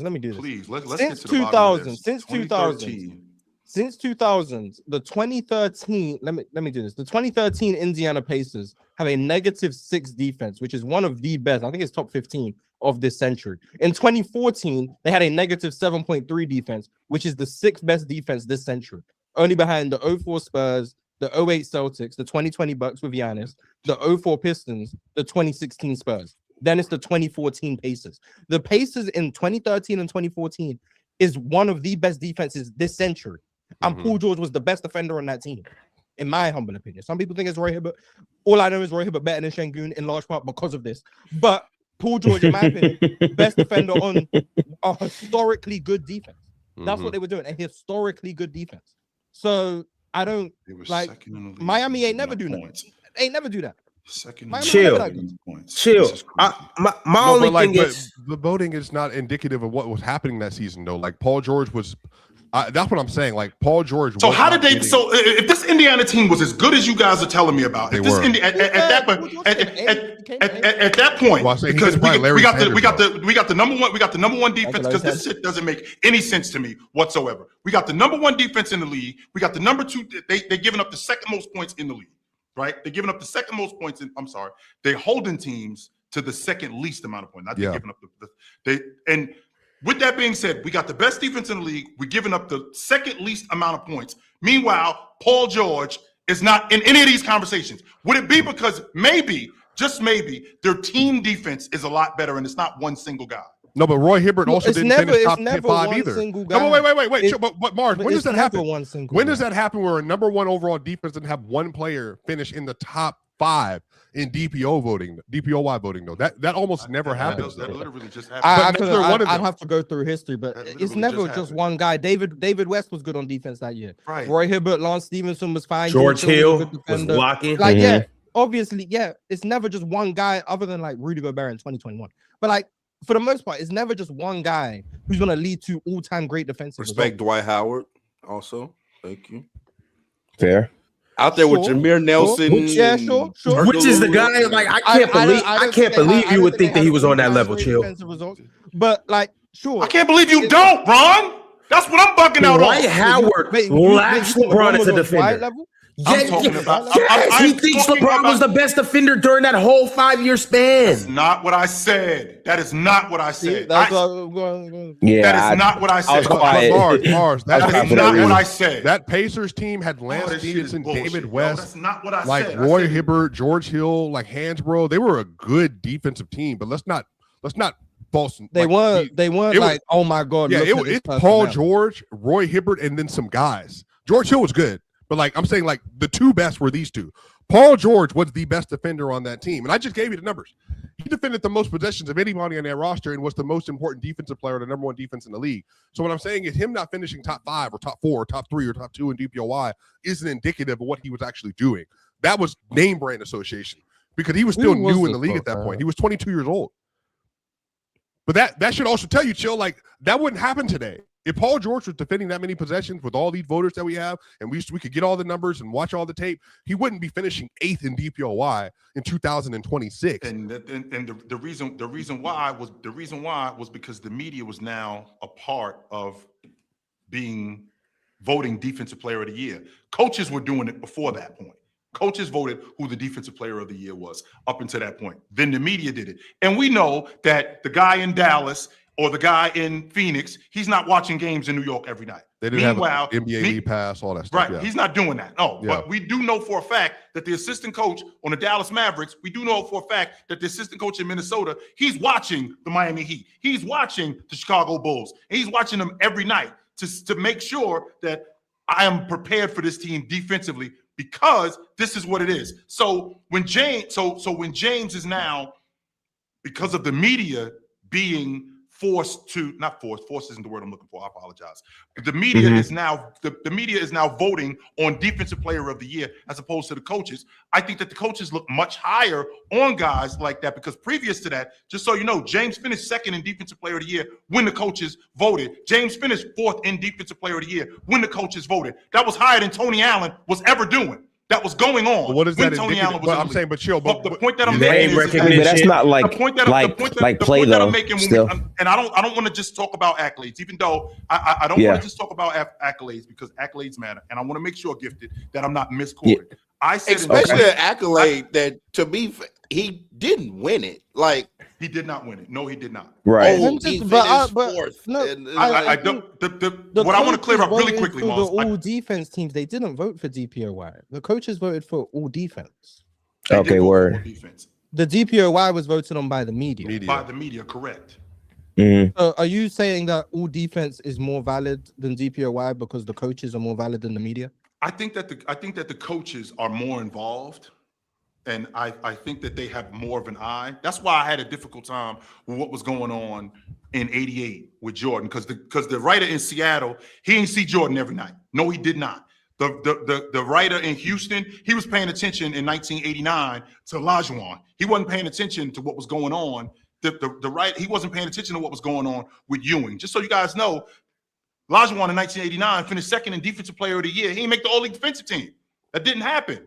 That's never happened in NBA history. That's happened. The point that I'm making, and again, Gifted, I don't want to get misquoted. I was saying that 2013 James, Dwight Howard at that point. I don't mean from 2009 to 2013. Yeah. From 2008. You mean that year? Right. That's what I'm talking about. Right. That's what I'm talking about. Just that year specifically, because Dwight Howard wasn't what he was in 2010, 2011, what he was in 2013. That's a different defensive player, Dwight Howard. What I'm saying is James from 2008 to 2008, 2009 to 2012, 2013, he was in the conversation, and it got even louder when we got to the 12-13 season as the best offensive and defensive player in the game. That wasn't going on in 2008, 2009, because he had a lot of flaws in his game offensively. 2012, 2013 was peak Braun. I feel like what he was doing, shooting the long ball at over 40%, knocking down the mid-range the way he was knocking down the mid-range. And on defense, what he was doing as a rim protector, as an anticipatory defender, steals, playing in the passing lane, shooting gaps. That's where the difference was at that time. I don't want to be misquoted as saying James was better than Dwight Howard that entire time, because that's not what I said, Ron. That's not what I said. I guess what I'm trying to ask is, like, how far-fetched is rim? The all defense team is more valuable or means more than the DPOY because the media voted for DPOY. I want to know if we're confirming that to be the case. I would have liked to have seen, to be honest with you, I would have liked to have seen the media continue to, the coaches to continue to vote for the defensive player of the year. I would have liked to have seen. Okay. But that hadn't happened. In the coach's opinion, the leading vote getter for the all defensive teams, which is the coach's opinion, was Tony Allen. Right. It was above LeBron James.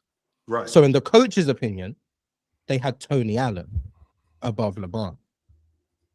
So in 2013? Yes.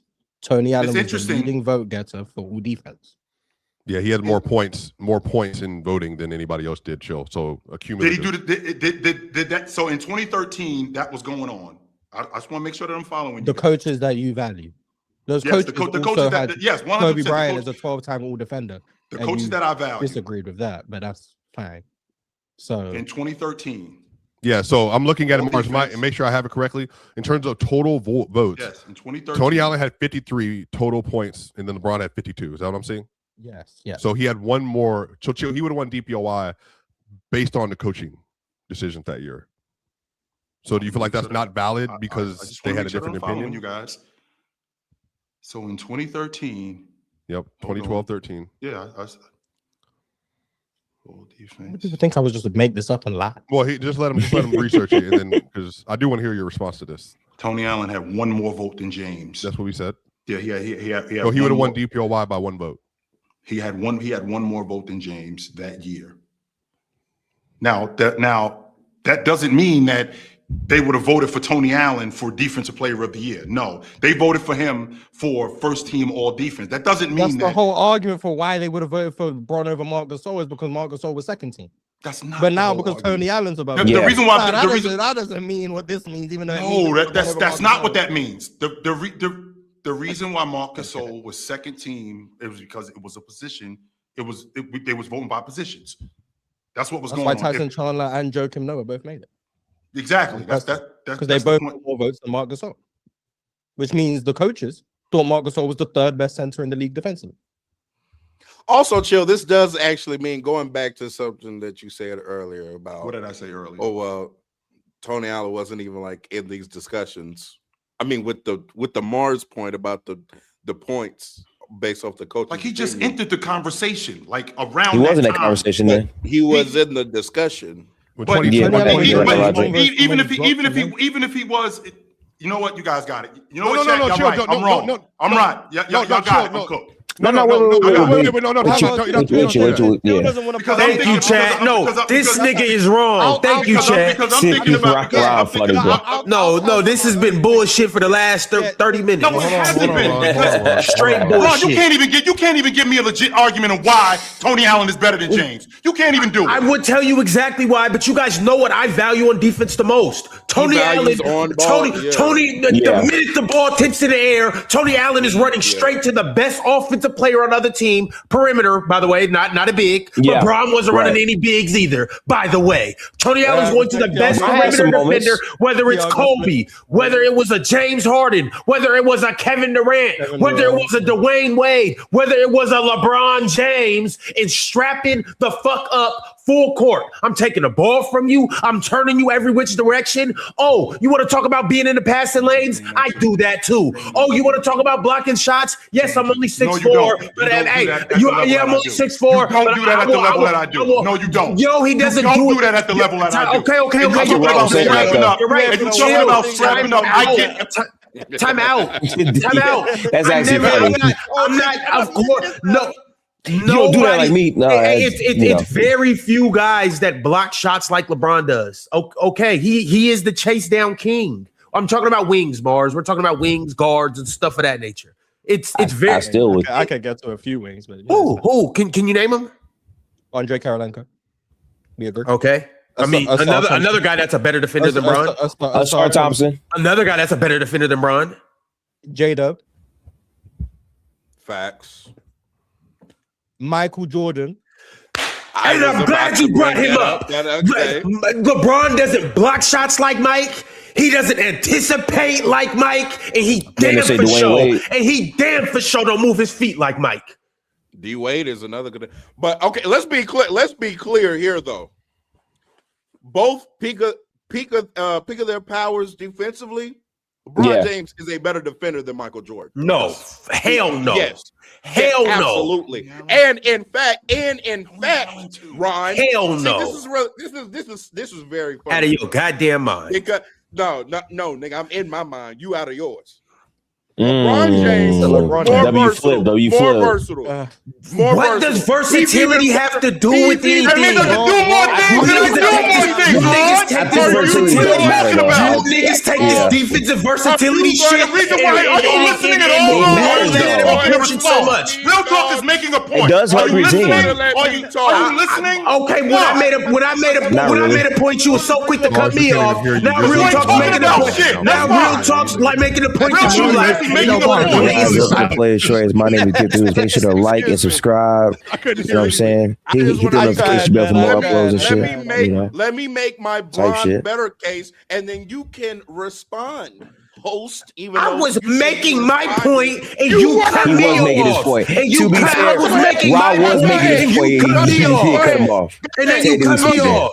Go ahead. Technically speaking, yes. Go ahead. No. I'm gonna be a host and let you finish making your point. Go. You know. Thank you. Now, at their best, Bron and Jordan. Bron is a better defender. Bron is more versatile. I even dare say this might be a hot take.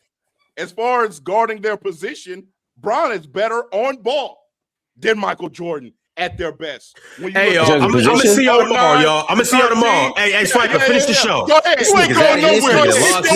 Finish this show. You ain't going nowhere. I'm finna go get my ass right there.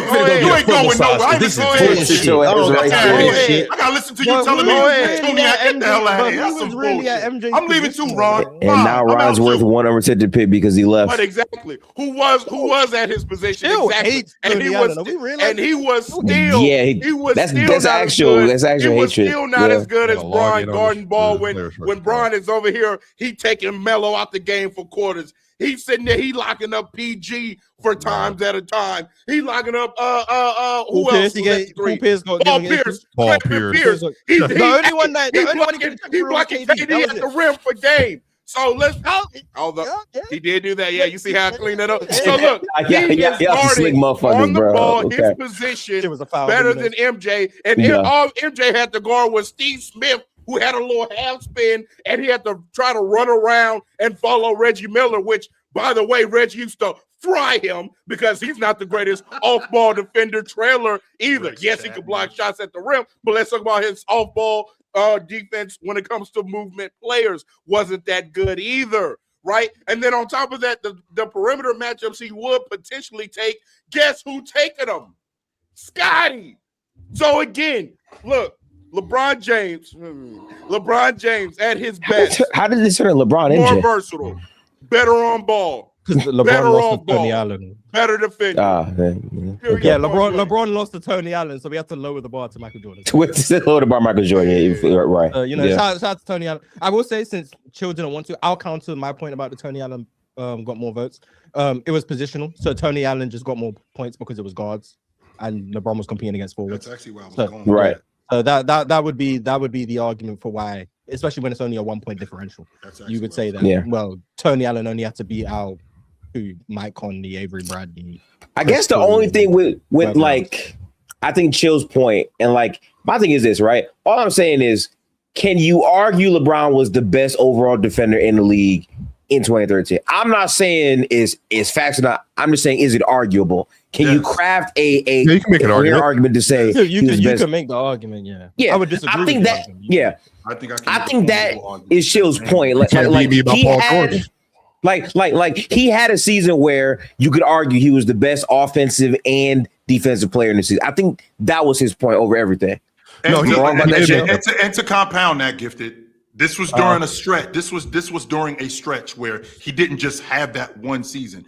It was going on for a time. Not he was the best defensive player, but we were leading up to that. Like he was playing at that level. So in 2008, 2009, 2009, 2010, 2010, 2011, 2011, 2012, we were playing at that level where we could have a conversation. We ain't there where in 2012, 2013, we could have a serious conversation about him being the best defender in the league. I don't think he was better than Dwight Howard in 2009 or in 10. I don't think he was better than him during that time. And I won't sit here. I can make an argument for him being better, but it's not one of them arguments that I actually believe. But I could damn sure try to make an argument for him. I can make more of an argument in 2013 for him being the best defensive player in the league than I can for any of those other times, even though he was playing at an elite level.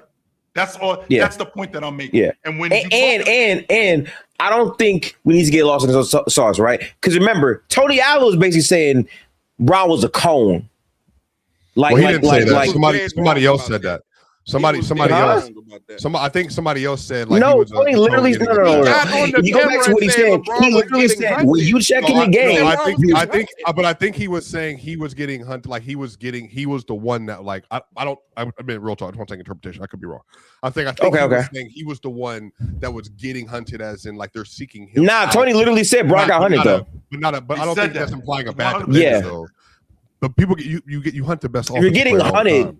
Tony Allen was getting hunted because he was guarding KD. No. I don't know what you have against Tony Allen. Once again, Tony Allen, they were going after him because he was guarding KD. That was going on. Well, what do you mean though? Going after him. What do you mean? Because he was guarding. My God. Hunted means they wanted Tony Allen. Wait. When I'm guarding the best. Why Leonard got hunted? Can I make sure that I'm understanding you guys correctly? Yeah, go ahead. If I'm guarding the best defensive, if I'm guarding the best offensive player in the game, are they not trying to get him involved in the game? Are they not going after me so they can? But that's not the same thing. Though, chill. That's not the same thing. So they're trying to get Tony off of the best player to make it easy. Right.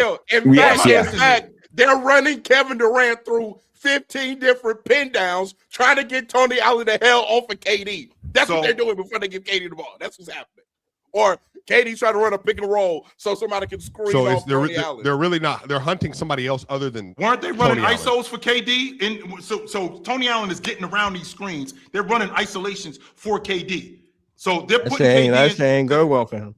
Even if it didn't go well, that's not the point, Mars. The point is that they were getting the ball. You're always going. Yeah, chill. You're always going to run offense through your best player. That doesn't mean he's getting hunted because you're saying Scottie Pippen got hunted. Okay, the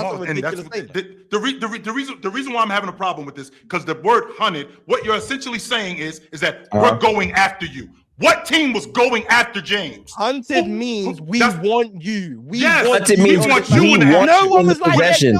Teams did not want Tony Allen in the possession. Nobody was like, you know what? We want James in the action. Nobody was yes. I can disagree with that part and then not get my mouth to say Tony Allen got hunted. I can disagree with those are two different things. I just want to make sure that I'm disagree with LeBron got hunted and then also say Tony Allen for damn sure ain't get hunted. I just want to make sure that I'm following you guys when I understand what hunted means. I just want to make sure that listen. The very first thing that I said. Hold on. Ron is not here. Ron, wait. Someone, can you just explain what getting hunted is? One person, so that way Show can get the definition. Go ahead, Gib. Okay. We're gonna do it. Okay. So when you're being hunted on defense, the team is viewing you as a weak link in terms of we can get quality possessions when you come at us. So we're looking at you to get you involved directly in the action. That's what it means to be hunted. Game one, James Harden. Cavs Knicks game one. Perfect example. James Harden. Perfect example. Yes. Tony Allen was not a weak link on you defense. into every single action, regardless of who has the ball. We want you guarding them. So if Jalen Brunson has the ball, you're guarding Jalen Brunson. Go after him. OG Anunoby has the ball. You're not guarding OG Anunoby. That was never Tony Allen. Go after him. That was also never LeBron James. LeBron James was never. We want. The only time that you could even argue that is if we want to tire him out. Like I guess. Yes. But even then, the only person who I've seen who's like just entirely comfortable with Bron guarding them is Kevin Durant. That's the only time I've ever seen. He doesn't really care. But even him, he would rather have someone else on him. He would rather have someone else who may be smaller or slower. But he's the only one who I've seen is like, cool. Mark, for the sake of education, can you please then alliterate? So if you have bad defenders, can you also explain that, to your point, you also can hunt the worst defender in a group, even if they're not a bad defender, to make it easier. That's also true. And you also can hunt a rim protector to bring them away from the rim. Can somebody explain that, please, for the audience? It doesn't necessarily mean you're a bad defender. It could just be a scheme thing as well. That used to happen to Rudy Gobert a lot. Rudy Gobert used to get brought up into action because he was so dangerous around the rim. You have to bring him away from the paint as much as possible. Not because Rudy can't guard in space, but he's better guarding the rim than he is guarding in space. It's all about wait. But the critical thing though is while that thought is also true, I don't believe that is what Tony was trying to represent. I think Tony was saying when LeBron's in the game, you are getting hunted. I think that's more like, I think he was more so trying to imply why is he up here when teams went at you defensively? I think that's what he was trying to say. You know, Ron has the thing. So like, to be fair, I think we should replay exactly what he said. But I think the tone and the way he was saying it was, why is he in this conversation when teams went at you and you were mostly known for being a like offensive player who went at people? I think that was his point, in my opinion. Y'all can let me know, chat, but that's how I took it at the very least. Which to my point, that's why I said if James was getting hunted, then that means to you, because I'm familiar with what the weak link is. Like, we going after this guy. Like, let's not let this guy off the hook. Go after him. So if we're going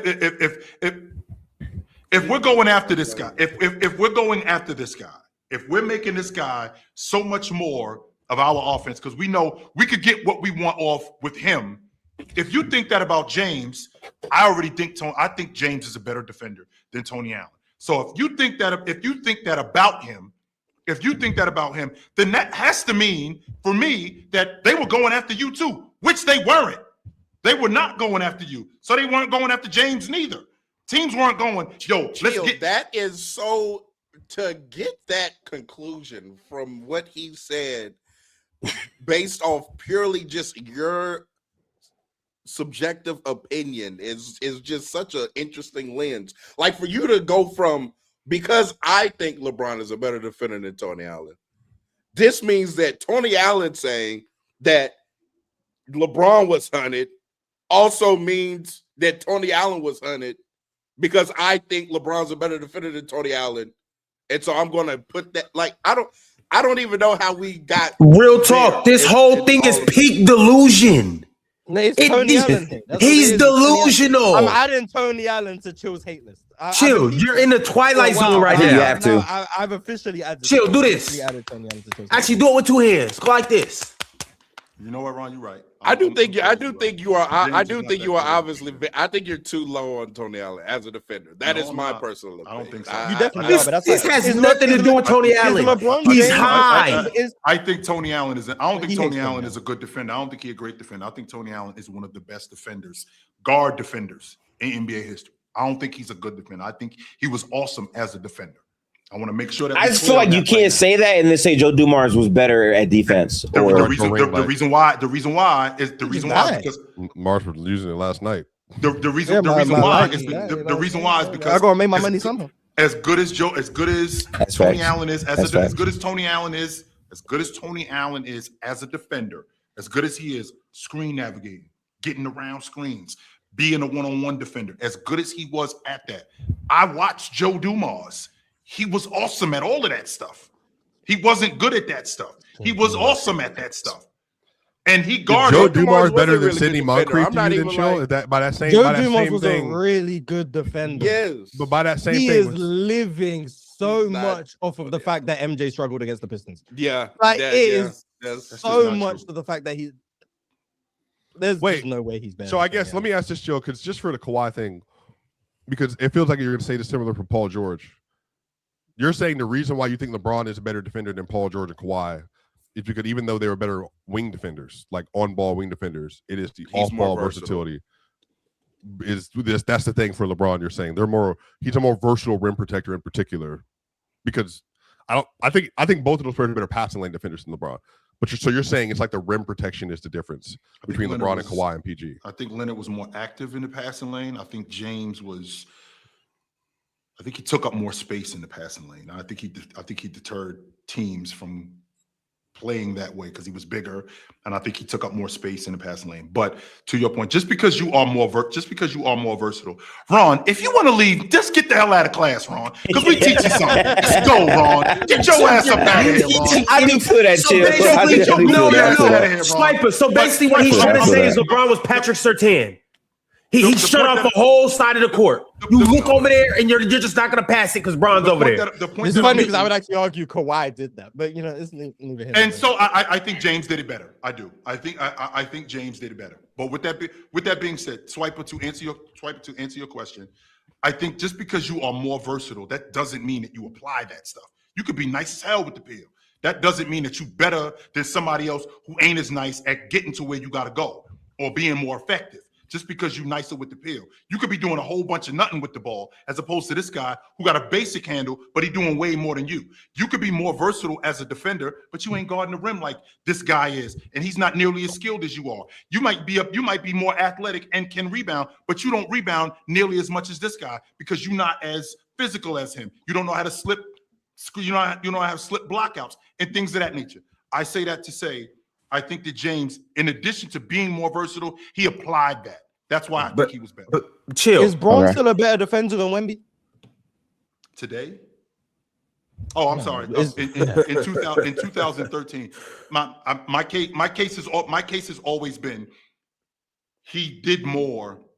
He did more on the defensive end, and I think that he understood defense at that point in his career more than Wemby, and I think he applied it more than Wemby. I think Wemby. So he's a better defender. Yes, to answer your question, Mars. Yes, I think he's. So chill. You have LeBron James as a top 10 defender. I don't think Wemby has done enough to be a top 10 defender in the NBA. It's not done enough, chill. It's not. No, wait. Real talk. But this is why we can't win the LeBron James argument, because there are people who believe LeBron James is a better defender than Victor Wembanyama. Like, of course, Tony Allen is a ridiculous comparison when Wemby isn't even better than him. I was gonna say that. Yeah, Wemby is not a better defender than LeBron. How's Tony Allen meant to be? It's good. 2013. That doesn't. Wemby shouldn't even have won a DPOY over Braun. But chill. What do you mean? But like, what? But how is LeBron in 2013? That's true. How is he a more impactful defender than Wemby is right now? What does LeBron do at that level? Chase down blocks. No, hold on, Ron. In the passing lanes. Swiper, why are you even? I'm sorry, Swiper. I'm sorry because I know I'm being obnoxious right now, Swiper. I know, but he's already told us. I know. He literally just said he shuts off a whole side of the defense. I know, because he takes up space. I want him to be specific for the audience. I'm trying to figure out, yes, because the same thing, Martin, I was just about to do that. You said take up space, passing lane, rim protection, versatility, just overall coverage. And you said taking up space, which Wemby does more than anybody else in the league. Yes. Transition and in a half court. What does he do to surpass Wemby's impact that you just saw in the regular season and then the NBA playoff? What does he do to surpass that?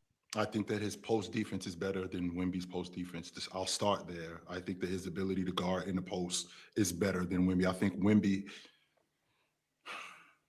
Joe, just answer the question by yourself. Go ahead. I think that his post defense is better than Wemby. I think that he was better at fronting guys. I think he was better at slipping guys in the post. I think he was better at getting around guys in the post. I think he was better at pushing guys up the lane and being more physical in the post specifically. I think his pick and roll defense, his pick and dive defense during that time was better than Wemby's. I think Wemby is a better rim protector than him. I won't even argue that. I think that James as a wing defender, I think that how much better he was at understanding defense and understanding plays and understanding guys' tendencies during that point in his career and applying it as a defender, guy with a weak hand and going to that weekend, he can absolutely beat that guy to the spot with that weak hand. I think that his ability to close out was better than Wemby during that time, specifically on the perimeter. I think that those things right there that he applied to the Miami Heat, I think are better than what Wemby does today. What about the rebounding? Since you always want to bring up rebounding, I think Wemby is a better rebounder than him during that time. So chill. Let me now switch it. Let me switch up the question, because at this point, I don't know how you're saying you don't have him in the top. At defenders at their best, to me, it sounds like you would have to have LeBron in your top 10 at top 5. He said Tim Duncan, Wemby. From my memory, the only wing defender better than Braun is Scottie Pippen. That's the only one. And Dennis Rodman. So Braun is the second best wing defender. Oh, unless Dennis Rodman. And Dennis Rodman. Not wing defender. And Dennis Rodman in Detroit. To answer your question, real Short tops are better too. And to answer your question, real talk, the other defenders, a lot of them are big guys. Are big. Right? So for you, chill. It's Bill Russell. It's Hakeem. It's Tim Duncan. It's Ben Wallace. Ben Wallace. That's Ben Wallace and Braun. Wilt Chamberlain. So those are 5 centers, right? Yes. Kevin Garnett. So Kevin Garnett's a power forward. David Robinson, Jabbar. That's 8. That's 8 defenders. Like Kareem, but no one. Okay, I can live with that, but so then who? Of course, So Draymond's not there. Ron funny as hell, so bro. and again, just for confirmation, I feel like this is good for just make sure we have this on paper. Do you think at his best that LeBron James is a more impactful defender than Rudy Gobert? No, I don't think that. Draymond. Okay, so 9. That's 9. I asked Draymond earlier. Draymond. Do I think he's a more impactful defender than Draymond? Yeah, better defender than Draymond. At his best? Yeah, peak for peak. I think Draymond might have done more. Okay, so that's 10. So and then Scottie Pippen's 11. Because I didn't say him earlier. Anthony Davis. No. Which way? No, which way? I'm sorry. He's not better. James isn't better than him. Okay, that's 12. Dwight Howard. No. Okay, that's 13. Dikembe Mutombo. He already said Dikembe, didn't you? No, I didn't say Dikembe. I think James more impactful. I'll take Mutombo over James. Okay, that's 14. So we're getting somewhere, y'all. So then Nate Michael Thurman. Jordan. Nate Thurman. No, I'm going to take James over Nate Thurman. Okay, that's 14. Michael Jordan. I'm going to take James over Jordan. Okay, that's fit. Oh, you're taking James. Okay, that's 14. I said Kevin Garnett already. So the top 5 in my estimate, and I want you to stay right there, Swiper. So real talk, the 5 best defenders I think in NBA history is Olajuwon, Bill Russell, Tim Duncan. Olajuwon, Bill Russell, Dennis Rodman, Tim Duncan, Kevin Garnett, and Scottie Pippen comes right after that. Where would you have Marc Gasol in this conversation at all? No, he's not. So no Marc Gasol. No. Who else? Go ahead, bro. Just a guard, right quick. So Bron better than J Kidd? He's not. Yeah, he's not going to take. Yes, I think so. So LeBron over J Kidd. So that's He's better than Stockton. Yeah, I don't think she'll heard you. No, I heard him. I heard him. Okay, so he's all right. Mm-hmm. Is there anybody else that's definitively chill that I haven't named of the 14? Is there somebody else in NBA history I'm missing? Real talk. Mars. Sidney Moncrief. Is that high enough, chill? Are you high enough on Sidney Moncrief? Not when it comes to James, and I think. No. I'm trying to think of names where he would actually. Who are the other bigs of this era of the 2000s and 2010s and all that stuff that I'm missing? Man, we can't bring up Marc Gasol because he said no already for that. I'm good on Marcus. Can't bring up my goat Joakim Noah. That's not what I'm going. Noah is Noah. Oh no, so I'm gonna roll it off you. No. Even though Joakim is better, but it's cool. You'll blow a gasket. Tyson Chandler wouldn't be there, obviously, even though he Evan Mobley. No. Yeah, I think Evan Mobley's worse too. That's fine. I know Chill thought he was the best defender in the league at one point. I did think that. Yes, I did, Moss. I mean, so Andre Kirilenko. I think James is better than him. Rasheed Wallace, Chill. I think James is better than him too. Kobe Bryant. I think James is better than him. Okay, just get that one out the way. Marcus Camby. Chill's gonna say Gary Payton. Ooh, Giannis. I think James is better than him too. Giannis or Payton? Gary Payton. I think James is better than him. What about Giannis? At his best? At their best. Damn. So 2020 Giannis. Better than Giannis. 2019 Giannis. 2021 Giannis. I think James is better than him. Okay. So that's still 14. Yes. Am I missing somebody, y'all, that like is all-time era great? I mean, you got like Alonzo Mourning. So do you think Alonzo is better than LeBron? No, I don't. Y'all said Bam? I don't think he's James is better than him too. Yeah, because they're the same height too. So they're both versatile, but LeBron's more versatile, right? And one's better. LeBron. So that's 14 names. So that's like LeBron is a top 15 defender in history. Yeah, basically. And by the way, like, and so we clear where we are with and where we are with these numbers. That could be like some other people might hear that and think that he's not that good or he's better than some of the guys that I said are better than him. So it's not just relegated to just me saying like Mutombo is more impactful. Draymond Green is more impactful. There might be some people who think that James there ain't nobody that thinks that. There ain't nobody that thinks that. Who am I missing, man? I think that. I mean, LeBron's arguing. I think Ron, you acting like Bron just some shit on defense. No, because here's my thing though too. Because we've asked Chill all the great things that Bron does, but like, can we also talk about some flaws that Bron had too? Yes, sir. Let's talk about the flaws. Like, can we like, because like yes. we this has not been highlighted. We don't talk about this enough. So what are the flaws in James? What are some of the flaws in James's in his defense? So one of the things, James, you can catch James chilling. James falls asleep. That is my thing. But here's what I'm saying though. More than not, where LeBron James used to be on that weak side with his feet reclined. Like LeBron to give up back doors.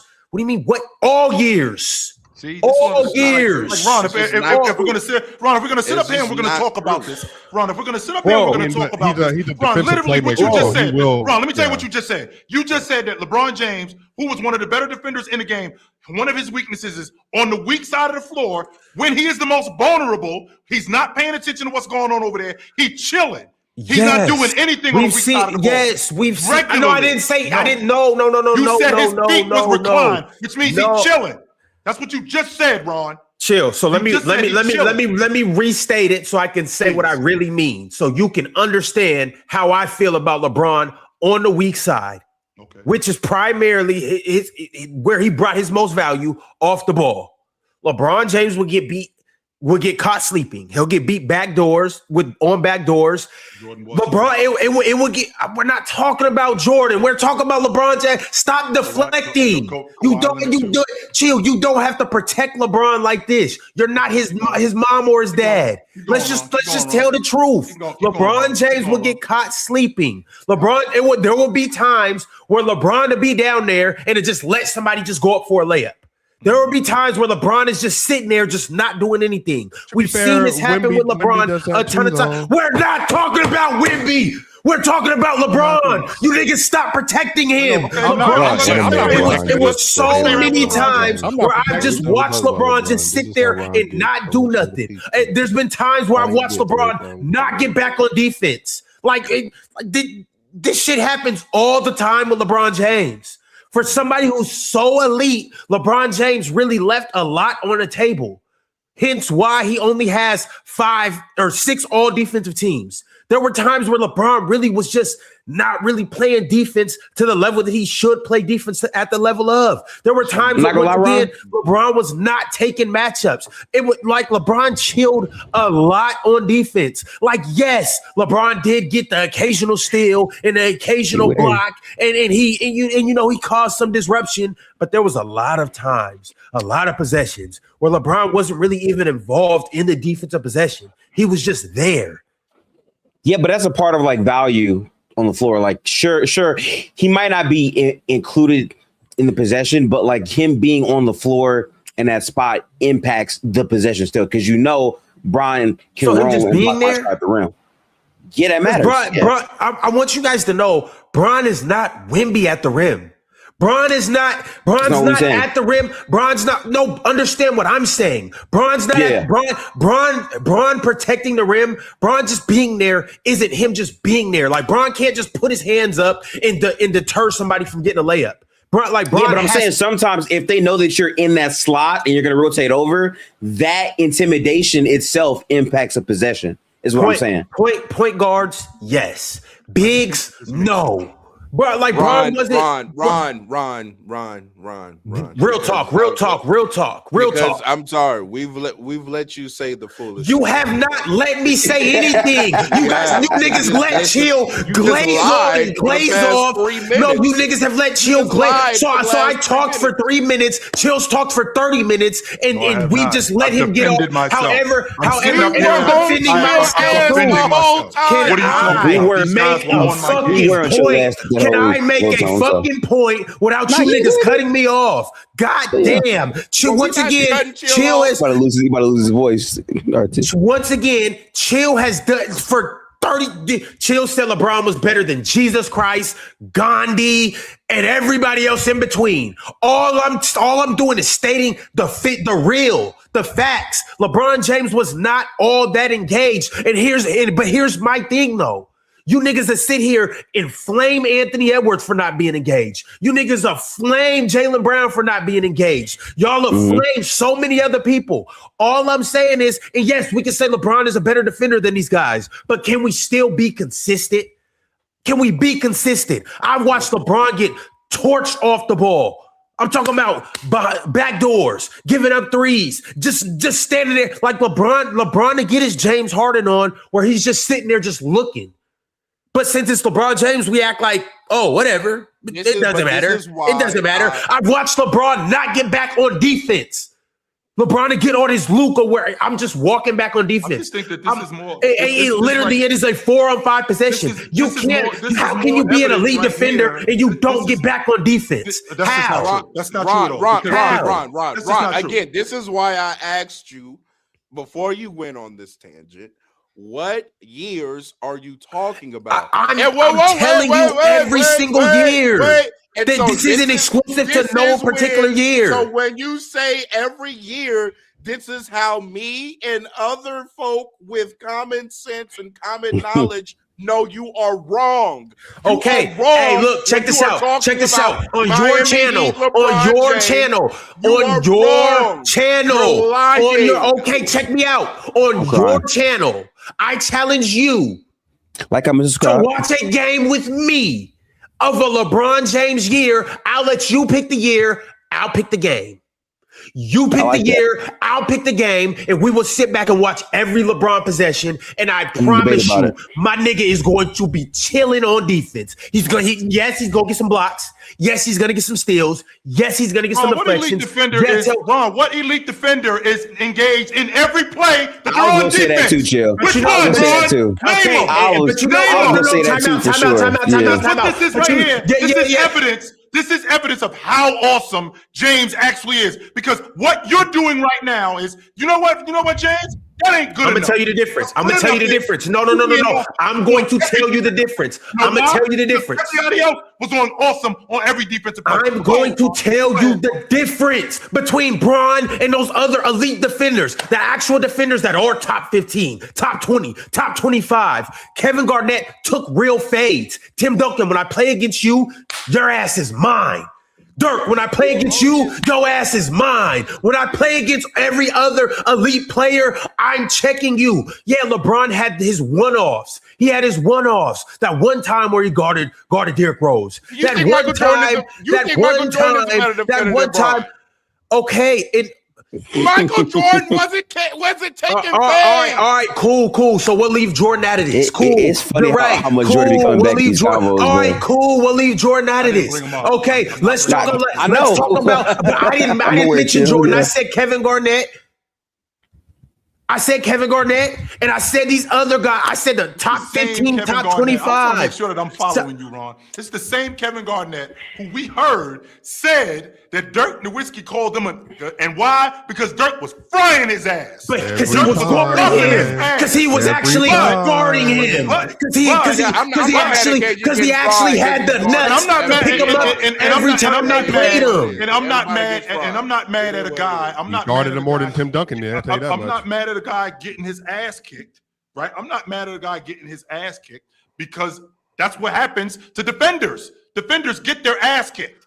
If you're an awesome defender, you are going to get your ass kicked from time to time. That absolutely happens. So, Ron, to my point, when a guy like Kevin Garnett, when a guy like Dennis Rodman, when a guy like David Robinson, when these guys get their ass kicked, it doesn't diminish them as defenders. When they don't run back on defense, because they haven't ran back on defense every play. Tony Allen is not running back on defense every play. Joe Dumars. I've never seen Tony Allen walk back on defense. I am not done. I've never seen Tony Allen walk on defense. I'm not going. Wait. I do want to say though, for the purpose of the conversation, like this is an absolute, because while you can say that is true, yes, like that still means for the majority of yes, that's true. No player for every position is like all the way locked in. But I think Ron, taking out the hyperbole, is saying other guys in that same spot give more effort more consistently throughout a game than LeBron James. Then my counter to that would be on a possession basis.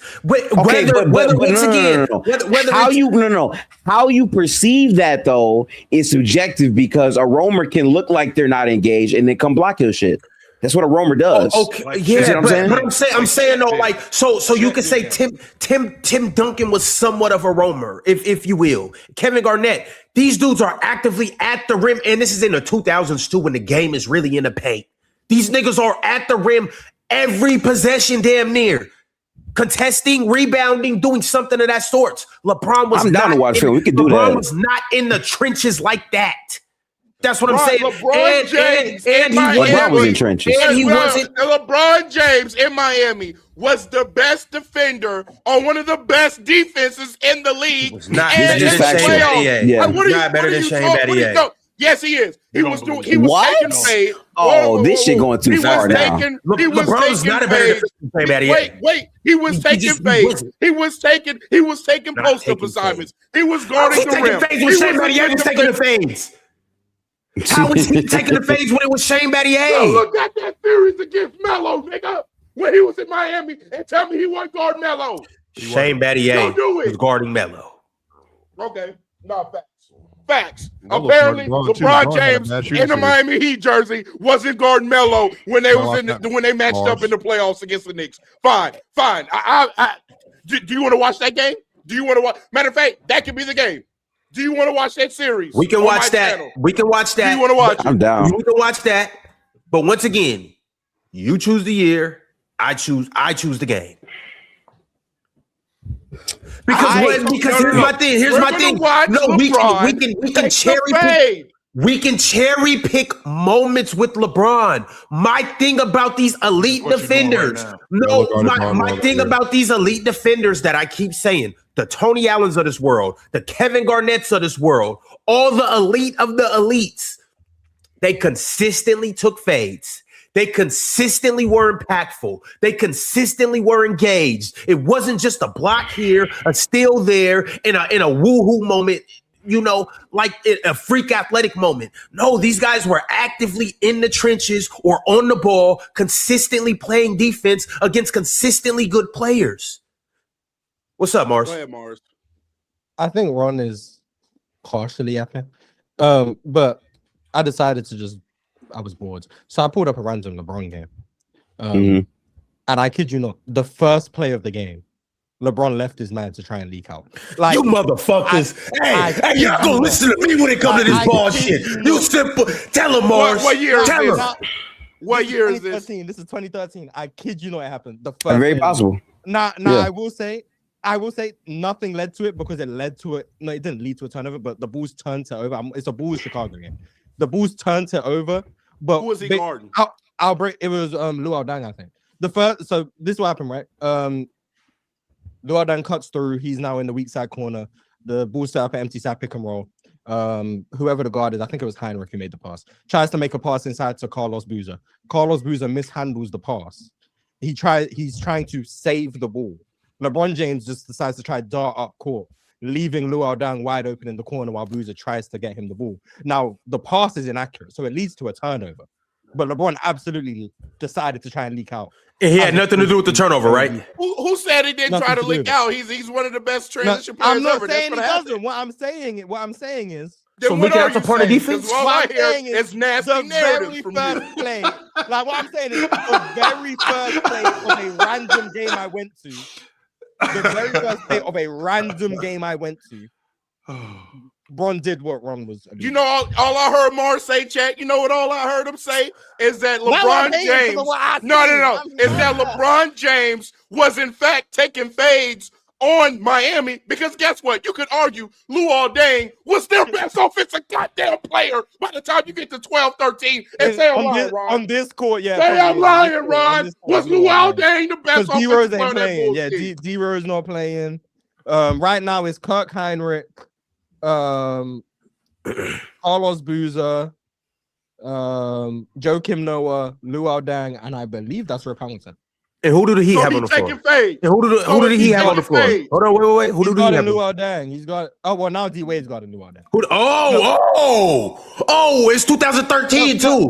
But first play he was on Duadang. That play was on Rip Hamilton. But they used to switch a lot. So I'm just watching. But hold on, wait. Who did he have on the floor? If you guys know it. The Heat have Wade, Chalmers, UD, Chris Bosh, and Bron. Can't wait to see who Shady Battier guards when he gets in the game. Ron funny, bro. Not even in the game, and you trying to glaze. Look, bro. The first play of the game, real talk. You were trying to be nasty, talking about Bron don't take fades. And this is the crazy thing, Chad. Hey, fourth play of the game. LeBron didn't get back past half court until there was 17 on the clock. Real talk. Real talk. Real talk. Rest my case. Okay, rest my case. Real talk. Everything I said was true. So we clear. Everyone what happened so they can like. Ron, funny as shit, bro. No, Mark's just giving y'all the play-by-play. Nothing about off of a one-game sample. That's go ahead, Mars. I'm sorry. Go ahead, Mars. Like LeBron might turn up in 5 minutes and he might. As you were saying, Mars. There's 10.5 minutes left on the clock. Game was played January 5th, 2013. So anyone can watch this game if they want. I literally went to the 2013 season, went to a random month and clicked on the first game I saw that Miami had that, like the first day of the schedule that I saw Miami had a game. Because at first I was on like the January 3rd or something. They didn't have a game. So this is the first game I saw. I think they win this game 96-89. LeBron James gets the ball, tries to post up Rip Hamilton. They double team him with Kirk Heinrich. And then he turns into Joakim Noah. He turns the ball over. In turn of turning the ball over, he doesn't get back past half court until Rip Hamilton has already taken the shot. And he's crying to the refs? I mean, he just didn't get back. But whatever the case may be, by the time he gets in the frame, Rip Hamilton's shot has already left his hands. So to Ron's point about not getting back, literally,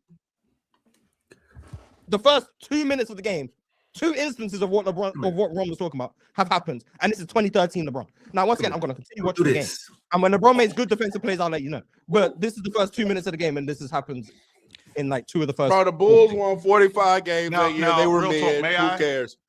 May I real talk? I just don't understand the value of this shit because it's like, yeah. Hey, get that youth away. You're gonna poison his brain. You're gonna poison the brain. We gotta save the children. Everyone save the children. Like real talk, always think about the children, man. I'm now in the wrong for watching the tape. No, my bad. Mars, to be honest with you, actually watching film, I think people don't watch enough film and analyze the film. So with that being said, Swiper, so we clear. I just want to make sure to counter Mars's point. So this is Tony Allen. This is the first play of the game. Tony Allen is covering. Yeah, let's get to the film. This is what we need. This is Tony Allen covering. He's supposed to be covering Danny Green. This is the first play of the game. This is that's Tony Parker diving. OG, can you make it like? Yeah, that's Tony Parker diving to the rim. Marc Gasol, who's guarding the rim, as Mars told us, is supposed to be dealing with him. Instead, Tony Parker goes to the rim. Tony Allen leaves Green wide open. And I want you to know, Mars, this was the game. This was the first play of the game. He leaves him wide open. This is the same game. Did they X out? And he ended up spraying the ball out and cracking the long ball. The very next play, I'm sorry, 2 plays later. We get to the film. I like this. Is 2 plays later. This is I do Tony like Allen. that. He's covering Green. He doesn't even know where he is. He Are has we no going to acknowledge idea. that Tony Allen taking the fade is guarding? He has no idea where Danny Green is right now. He doesn't But even know where y'all he's is funny, bro. right. Why Why Tony Allen not guarding Tony Parker? Yeah, he has no idea where he is. And by the way, Moss, this is the game. This was in 2013 where the San Antonio Spurs cracked a record 14 threes in that game. Y'all going band for band. Y'all going band for band with I know that sounds nuts today, Yeah, Moss. it's crazy. But I know that shit sounds nuts today. But they cracked That's funny. 14 threes that game. Right? So I say that to say, Ron, this is what I want you to do. I want this right here. Stop with the bullshit. Like, we got film too. Like, you can go look up film too. You can go look up tape. You're gonna remember when LeBron does shit more than you're gonna remember when Tony Allen does shit. Of course we are. Like, are you really gonna pay attention to when Tony Allen didn't give full effort on the play? No. That's what I'm saying. Allen. No, you're not. But when Bron do some shit, you're paying attention to Bron. Absolutely. Like, it is what it is. So absolutely. I don't like speaking in absolutes generally, so I still disagree with what Ron said. But I don't think it's entirely fabricated, but I do disagree with what he said. Do y'all know? Bron sprinted back in transition. Bron just sprinted back in transition to get a stop after a Chris Bosh turnover. Now Kirk Heinrich still made the 3, but Bron deterred the layup at least, so he did his part. So shout out to Bron. I just feel like we're going so hard. A basketball game. I just feel like we're going so hard on single game sample sizes, like a basketball game is 48 minutes. That's what I'm saying. Be plenty of possessions. If we want to sit here and nitpick when a nigga don't get back, or when a nigga get beat back door. I'm not nitpicking. This is something that regularly happens. Ron, you as a basketball player, you shouldn't be making this dense of an argument. Oh my God, he got beat back door a couple of times in a 48-minute basketball game. When it happens to Jaylen Brown, no. I'm being consistent with you guys. When it happens to Jaylen Brown, you guys go ballistic. Jaylen Brown cannot be a good defender because he's poor off ball. I hear this. LeBron wasn't poor off ball, though. No. I get that. In LeBron. Just check me out. No. Check me out. Comparison is Jaylen Brown is a bad off-ball defender while also falling asleep time to time, and LeBron is still a really good off-ball defender, although he does fall asleep from time to time. So it's not comparable. You keep trying to bring up Jaylen Brown and Anthony Edwards, and why do we talk about them in this light, but not LeBron James when he's in Miami? The difference is, even if LeBron, for a player two, got beat back door, he was still one of the best off-ball defenders in the league. That is a fact. We're gonna go watch this game. We're gonna go watch this game. We're gonna go watch this game. We're gonna go watch this game. Do you want to watch him? And we're just gonna do that. Clint Melo. I don't want to watch the Melo. Didn't we already watch that on play? But he might have. LeBron don't take game 1 Melo had like 40 or something. Not that game. He do nothing. Obviously, not. Then he ain't do nothing the rest of the series or something. I think something. Like that. I can't remember. We'll figure out the game. You give me the year. Go. 2013 is the year. All right. You pick the year. I don't even know if I want to let you choose the game. Because you'll fuck around and watch. It might be some bullshit, real talk. It might be some bullshit. But I can let you chill pick the game. It really might be some bullshit, though. Of course, man. No, I just want no one. I'm gonna be honest. No one should pick the game. What you guys should do is get a random month and a random day, and whatever game it comes up to. That's fire. Yes, yeah. You should do that. You should do that for sure. March 15th. Nah, we're gonna do it. Nah, we're gonna do that. We're gonna do it again later in the season. March 15th. We'll do like November to April or some shit. And then we'll do a day from 1 to 30. And if it falls on a day that they didn't have a game, we'll just go to the nearest game. Do a random spin. Yeah, so then no one has like a bite. You can't pick a game where Kevin Durant had 38 or something. I think that's pretty valid. And then the guys who are saying Bron was playing this hellacious defense, you can't pick a game where you know he locked up someone. Because then both of you are operating from an area. March 15, 2013 game. I don't know if you've already looked that game up. I don't know if you okay. Look. December 12th. Let's do the nigga's birthday. December 30th. Let's do his birthday. If we're not playing defense, we're gonna say it's because he was out the night before. Don't come. All right, Mars, you pick the date then. No, Mars, you pick the date. Everybody's gonna trust it if you do it. November 28th. All right, November 28th. November 28th it is, real talk. Okay. Bad. Now, what exactly? Now, look, wait. Because I'm not watching the game, and if LeBron gets beat backdoor in the second quarter, you're like, see? Can't play defense. So I gotta. You're not doing that, bro. I never said Bron couldn't play defense. It's actually a good game. They had a game on November 29th, not the 28th.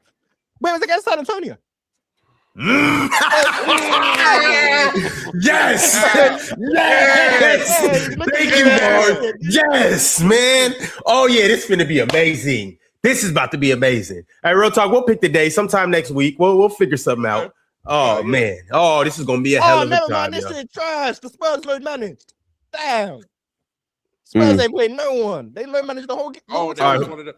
I actually think I remember them talking about that specific game on TV because they were mad because I think that was nationally televised game. Yeah, they were mad that Greg decided to sit everybody like that for a national TV game. Speaking of mad, Ron, just so we clear, Ron, we got 55 super chats since we're on the subject of mad. Oh, that's it.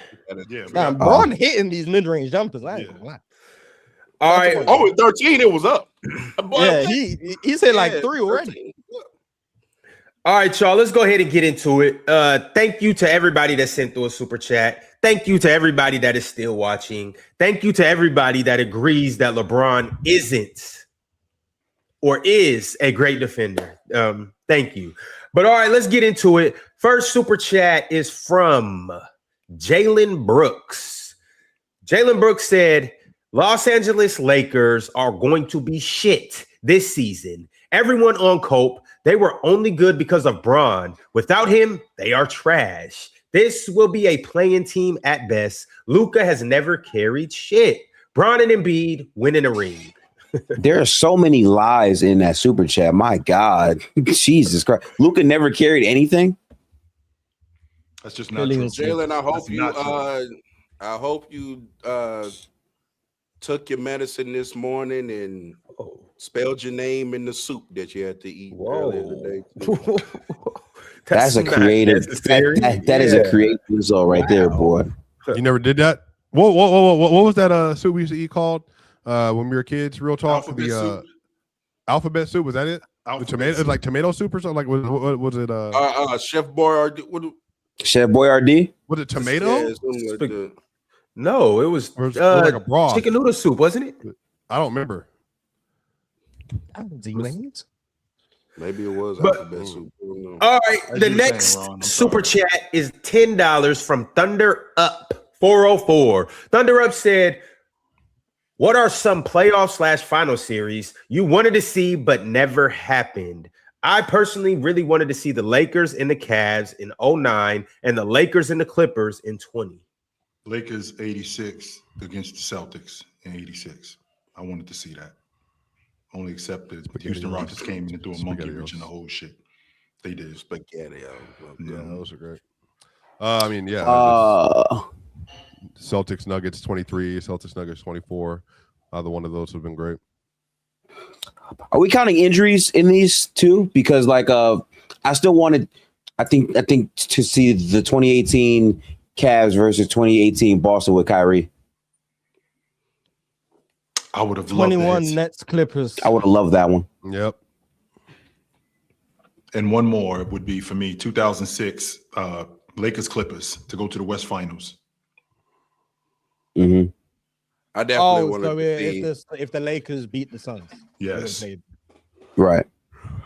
That Suns team went to 7 with the Clippers. Yes, they did. Mm-hmm. Kobe versus Bron is just something that the NBA really. I still haven't gotten over that. Bron should have got it done in 07. Yes. Why you made I still have not gotten over that. Real talk. I have not. Like, yo, my man showed up to the party and you didn't. My man showed up to the party and you didn't. You did not show. Bron just met Carlos Boozer at the rim. Did he block him? Carlos Boozer? No, he fouled him, but he tried. Oh. Carlos Boozer tried to kill him. I ain't gonna lie. Hey, y'all, real quick, I gotta go. I do appreciate the time I have a meeting to attend to, but episode, if you're in that chat, hit that like button and make sure to tap in with Player's Choice. Good to see you, brother. And y'all gonna vote for guest of the year. Yes, sir. Appreciate all the love and all of the support. It's gonna be an awesome season this year. So what up, though? Yes, all right, enjoy your meeting, bro. Yes, it was a good foul. Boozer just missed the free throw. As you were saying, Ron. So good shit, bro. So that's good defense. Exactly. Turn down a dunk and turn it into 1 point. Who was Derrick Jones Jr.? Tim Jenkins said, who was Derrick Jones Jr. and PJ Washington before Dallas? Random role players. Derrick Jones Jr. was a bench player. He even made Dwight Powell look usable. You can't underrate the Luka effect on teammates. No, I'm not letting this happen. Derrick Jones Jr. was anchoring the #1 clutch defense in the NBA with the Chicago Bulls in 2020-22-3. Remember, what's going on, Moss? It was Vooch anchoring. Yeah, remember it was Vooch, DJJ, DeRozan. Lonzo. I think they were Lonzo hurt. I think they were hurt, but they had the #1 clutch defense. DJJ was playing the 4, and he was playing the weak side rim protector and was killing. It didn't make sense to me that he got $1.5 million to go to Dallas. I was pissed at the time. 1.5. Play for a little bit of money. DJJ's a good player, and then obviously he went to Luka. Luka got him catching those hoops, hitting those threes, and they got $10 million after that. That was a player that never should have gotten that treatment because he was never a bad player. He just got put in a bunch of dumb situations. Then went to the Bulls, was playing the 4, was killing, and then he went to the Mavericks, played really well. Then he got $10 million. So you're not going to rewrite the history on DJJ. Luka Doncic clearly made DJJ a better basketball player. I don't even know why. He maximized them offensively. Yeah, he used them. LeBron just hit the side of the backboard. As you were saying, Ron. After doing that, he then sprinted back in transition. Yeah. And I'm not going to say he broke up the lob, but the lob was inaccurate. I'm going to give Bron some credit for making the lob. This is why you don't argue with people in the chat too, because you all weren't even watching the Bulls that season. I watched all of their games, and I remember that very specifically. DJJ was absolutely the rim protector that they had in those closing minutes, and I'm not going to let nobody lie to me because I watched every one of them. That's why I brought it up. So y'all go somewhere else. Next super chat. And again, Luka clearly made him a better basketball player. Of course, it's Luka. I know. So that was the point of the super D-Wade. No, they're not going to disrespect DJJ though. D-Wade was kind of like that. And they said 2013 Wade was washed. I like the Bulls. I got a super chat from Sheep1324. Sheep said, as a new basketball fan, I've been going back and watching some 90s games, and the defense just feels lackluster. Yep. Can't double off ball due to illegal defense, and superstars were routinely getting to ISO. Yep. It was definitely a different game for sure. Yeah, if you watch 90s games expecting what the old heads told you to be true, you're going to be disappointed. Facts. Damn. Bunch of standing now, if you around. watch them just to watch them, I think you can appreciate like the bunch of standing around. But I remember when y'all had what they told you. That episode about putting guys in different eras and stuff like that. Y'all were having a Larry Bird, Kevin Durant conversation. And let me tell you something right now. If Larry Bird had to defend Kevin Durant and Kevin Durant's team decided to just put everybody on the other goddamn clean side. The whole left side of the floor out. Jesus and Christ. So Larry Bird has no help. Kevin Durant would by himself that game score 125. But who did me and Chill argue about in Adrian Dantley was frying Larry Bird. Yeah, yes. Shout out Adrian. Yes. Who did me and Chill argue between Paul George and who Mars when we were in I'm not LA? saying Adrian Dantley wasn't like that. What I'm saying is it wasn't LeBron. Kevin Durant would obliterate. Today? No, in the membership. Remember in when we were in person, Ron, we did the membership Larry show. Bird and Paul George. Yeah. And he was arguing Larry Bird's defense. He was arguing Larry Bird's defense over Paul George. Chill, I watched you in that conversation. I think you come around. Someone in the TikTok comments said that I should lose my mic for saying Paul George is a better defender than Larry Bird. Chill, have you come around on that? I stand with that person. Have you come around to Paul George is better than Larry Bird? Paul George months is later? better than Larry Bird. Better defender, yes. I don't ever remember saying that Paul George wasn't a better defender. I think Bird that was the argument. I think Bird was a great team defender. Who's a more skilled player. More skilled. Yeah, that's we went through a bunch I said Paul George was more skilled. Yeah. Which he probably, he is. Larry Bird, shout out to him. He's not guarding Kevin Durant. But that doesn't mean he's a bad defender because team defense. I mean, but he's just not guarding Kevin Durant. To be fair, Mars, because you just said something like real talk notices this kind of stuff a lot, and I'm starting to notice it. Like you say stuff and it just goes over people's heads. Just so you know, Adrian Dantley was frying Kevin McHale too. Just so we clear, Kevin McHale was an all-league defender, so it wasn't like it was just one guy. He was cooking his ass too. Adrian Dantley was also guarding Larry Bird really well as well. I gave Dennis Rodman a lot of credit for that 88 series, but I then went to go watch it to prove myself right. Adrian Dantley was also guarding Larry Bird really well. You know what was funny? When I watched that 88 series, you can go watch it as well. Game one is, I think the whole series is on YouTube, but game one, in the first quarter of the game, they say, oh, yeah, teams will just happily let Dennis Johnson shoot jump shots. He's the prove it guy. And I just watched it and I was like, oh, I know. Thank you very much, commentator. It was Hubie Brown, I think. Thank you very much, Hubie Brown. Appreciate you for confirming what we all knew anyway. Absolutely, he's got to prove it because Danny Ainge doesn't have to prove it, because Bird doesn't have to prove it, because Robert Parrish doesn't have to prove it, or Bird. So we would rather him shoot jump shots. Yes, they know he made that jump shot, so shout out to him. Of course, absolutely. Yeah, if we got of these 5 dudes that we got to pick shoot, this one we're gonna make him shoot the basketball. Not because he can't shoot the rest of these dudes, we would rather him shoot it than the rest of these dudes. That's what this is about. All right, DNE MLV sent through $20 and said Real Talk had visions from the future when he said Mars don't let Chill get nothing off in peace.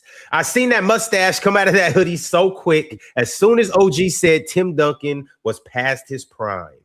The funny thing is, you know how many things I didn't say anything to? It's like the straw that broke the camel's back. Like, but he was. There's a lot of things. There's a lot of things. I didn't say anything that wasn't true. Fine. But the issue is, in 2013, even though he was a first-team All-League defender. Every time I've been very vocal about Tim Duncan post 07 not being Tim Duncan, I have to hear about the all defensive teams he was still making, the all-star teams he was still making, all of these things.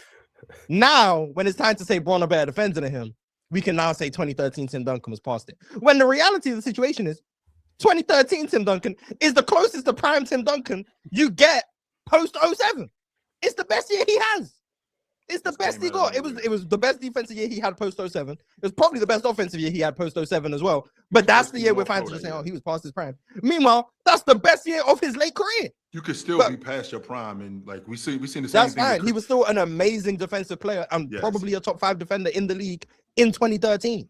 And it was a big step up from where he was in 2012, 2011, and 2010. So he played. I wasn't even here when Ron was saying it for the most part. My camera wasn't even here. I wasn't even here. But yeah, Ron was yapping, but also he also wasn't entirely false in his statement. But yeah, Ron was yapping, and Real Talk said what he said, and I think Chill said what he needed to say. So, but yeah, shout out to Ron. All right, Rashad Jones sent through $9.99 and said Chill's blood was boiling when that Tony Allen clip was playing, but being for real, nobody was hunting Bron except Melo. I can tell you that Melo was 100% hunting Bron. Should have. He will know he was winning. Was it at 2010 matchup? 2010, yeah. Was it 09-10 season though? I think one of those, yeah, 2, yeah. Yeah. Melo was actively hunting. But no, for their careers, by the way, Melo was actively hunting. I'm talking about prime Melo, not like old Melo, but like 13 to 2003. Shane Battier is guarding Taj Gibson. Hey, Brax, if I break your heart so much, my man, and I suck so bad, how come you keep watching? Like every time I'm here, you here. Like if I break your heart so much and I'm so bad, then why are you still here? Like I don't watch. So just so we clear, real talk, I have not watched Rocky IV in years because I don't want to see Drago beat the shit out of Apollo Creed. I don't want to see that. And you hate Drago that much, you're not even gonna watch him succeed. No, I do not want to see that again. So if I'm so bad, right? If I'm that bad and it's breaking your heart that much, why are you still here? Maybe I ain't that bad. Brax, maybe I'm better than what you give me credit for. Maybe I am better. He could be a real talk glazer. He might be a real talk glazer. So like, therefore, like he's here for real talk. Because you can have somebody you don't like, but then just Euro them and then watch your favorite. It happens all the time. You know, Bracket's just like, man, I wish Chill was better. Yeah. I wish Chill was better, but I love. There's a lot of people I ignore up here, but there's other people I'm quite fond of. So still get to enjoy my time. Yeah, you never respond to Ron when he asks you a question, but you respond to others when people ask you a question. He asked me about the Lakers, and I said they'd be good. That feels like so long ago now. Ron pouted on the show and left. Yeah, we've been peeped your game, Mars. We know. You got beef. I don't know what the beef is with Chill, but there's something there. There's a tension. I have no beef with Chill. He just says the things. You let Ron yap uninterrupted. You let him get that dumb shit off he be saying. I ain't got no problem with him. He just say the shit that irritates me the most. Ron and Ox are free spirits. Part of it, you know what? Part of it is I hold Chill to a standard. So it's like part of it is Chill should be honest. Like, if Jared Vanderbilt missing threes, am I really blaming Jared Vanderbilt? Yeah, it's Jared Vanderbilt, right? Like, why are you giving the ball to Jared Vanderbilt? Exactly. I'm kind of blaming you, Luka. Like, what's that about? But now if Luka go out there on some nonsense, Luka, you need to lock in. I ain't about to start blaming Jared Vanderbilt. Luka Doncic. So like, part of Bronny it is, James. Like, yeah, like you know what this sound like to me? Darvin Ham. Chill, step your game, get on your job. Okay, Mars, you got it. Mars, you know what, Mars? I apologize. I got you. Like when Ox says Cooper Flag better than Wemby. Weber better than really Jokic. meant to like say something about that, but when Chill says Bron a better defender than Wemby, it's like I expect more from Chill. Ox, go do your thing, man. Go out even there, even when I explain it and I defend myself. I expect you to defend yours. Like Ox, man. Ox, as long as Ox is up here having fun. You know what I'm saying? Chill. We need some integrity. All right, I got a $19.99 super chat from R2R Cam. Cam said, "Dub panel, my Hornets going 45 plus this year. Shout out Kobe White. Also, don't worry, the best team in the NFL will be returning to the Super Bowl to save the league. Hashtag Fly Eagles Fly." I didn't appreciate that ass whooping, Chilltown. Never again. Well, you ain't gonna appreciate the next one we put on y'all neither. Who's we? San The Francisco. 49ers? Yes, sir. On the Eagles? Yeah. Career year coming for my boy CJ Stroud. Be on the lookout. Oh, here he goes. Oh my Had God. to watch the The worst player I've They ever ain't seen. gonna wait back. We're not doing this. Yeah, Ain't I'm going sorry, way whatever. back. We got the best defense in the league. Y'all know. Shout out. Y'all know Psych. what's going on. Y'all number 2 though. I know what's going on. That man CJ Stroud, the worst player I ever Look seen. at Mars. You Look at don't. Mars. You haven't seen but 12 plays. Yeah, one I game know, sample, that's it. but I don't think it's possible to be worse than what I've seen. So shout out to him. About to get $30 million a year next year. I mean, get your Not money. if- You know what not I'm saying? if he You play work- like he you did work the last whole- year, You you won't work be the getting whole no life. No. $30 million would be a $30 million pay cut, brother. So no, if he plays well, 50s. If he plays like he did last year, 30. I didn't know Ox was still listening. Whoops. All right, no longer Gate sent through Ox. Ain't you supposed to be coaching? Ox got his AirPods in, listening to the panel. Coaching is crazy. Crazy. But you a man of integrity for the kids. You a man of the kids. Fifth place, and he Ron, what you be okay? If that's the case, when we be out and about in public, what you be listening to in your earbud when we be hanging out working? Well, he ain't listening to us because we right in front of him. He's not. He ain't talking to Shaq either. I seen him talk to Shaq, but sometimes he'll be over there doing this. Shishini, Mumu. This nigga is disgusting, y'all. And y'all know this, man. Everybody in the chat knows this. Chill, don't smile. You know that's despicable out of here. 25 or 30. $25, $30. Yo. No longer Gabe sent through a $9.99 super chat and said, "I always find it interesting that whenever Gifted is here, Mars be kind of scared and frightened a little bit. Y'all remember when Gifted beat that boy one-on-one in a debate? Yeah, I ain't got a free copy of 2K when I lost that shit. I had to pay for that shit. Charge it. I forgot that he beat you in that debate. And notice how when Gifted don't be around, he got all that smoke for Gifted former show too. Y'all remember how he used to talk about from the logo? That's what's cool, right? From the logo all the time. Man, that show was trash. Get to come up here and then he be on mute. I mean, that shit was trash. I mean, go down. That shit was bad. Nah, say that next time he up here. Yeah, keep that in. Shout out to PC for like realizing before it was too late how trash that shit was. I'm like, kind of. Shout out to you guys. I respect it. It's so disrespectful. So disrespectful. I have a $19.99 super chat from SF49ers. Said, so y'all just gonna let Ron lie? LeBron in his prime was one of the best defenders in the league, and he's also naming defensive players that didn't have to do what LeBron did on the offensive end, so they can lock in on defense. At the end of the day, if someone is more impactful on defense because they don't have the offensive responsibility, that still means they're more impactful on defense. That doesn't diminish them defensively. Tony Allen, I'm not going to, just because Tony Allen, all he did was defend, that doesn't diminish his impact. He dunked. That doesn't because like we don't do it the other way that. for the most part anyway. We don't do it the other way where it's like offensive players who don't play defense. We then say the ones who do play defense are better offensive players. Like you might give them more credit because they're two-way players, but you wouldn't be like Kawhi is a better offensive player than Steph Curry. You know what I'm saying? In fact, I'm an advocate of that. Like I call them exceptions. Joker, Magic, because they play offense. So it's like if we're not going to do it the other way, but all right, we got a new YouTube member. As you were saying, Ron, great match. Mars nasty as hell. He's still on that bullshit over there. But as you were saying, Ron, watching games is bullshit. Yes, especially at this time. Oh, my bad. I got. Bro, chase that. Give me that. Bro, gotta chase him. But give me that. Who is the new YouTube member, Ron? The new YouTube member is Bagams. Bagger MSN, Ron. Are you familiar with MSN, Ron? I'm actually not. MSN. Yeah, that's a long thing. Go ahead, Ron. Are you sure that's Bagger? What is it? Do you know what it is? MSN. What the fuck, man? So out of this whole thing, out of him saying NS the whole time, you're gonna run to the MSN? Yeah, it's like MSNBC.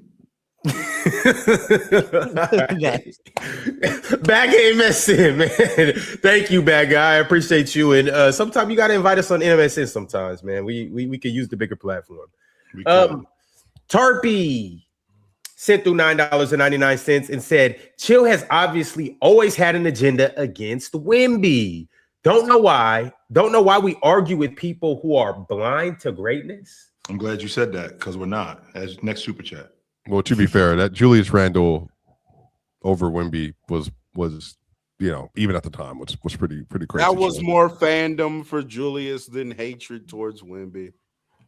You fight that swiper? There's two players I never understood why Chill liked him, and it's Julius Randle and DeAndre Ayton. I'll never understand why Chill liked either one of those players. The reason I'll get it. I promise when we have some more time, I'll get into it. Yes, I will. All right, Reggie6134 became a YouTube member. Shout out to Reggie.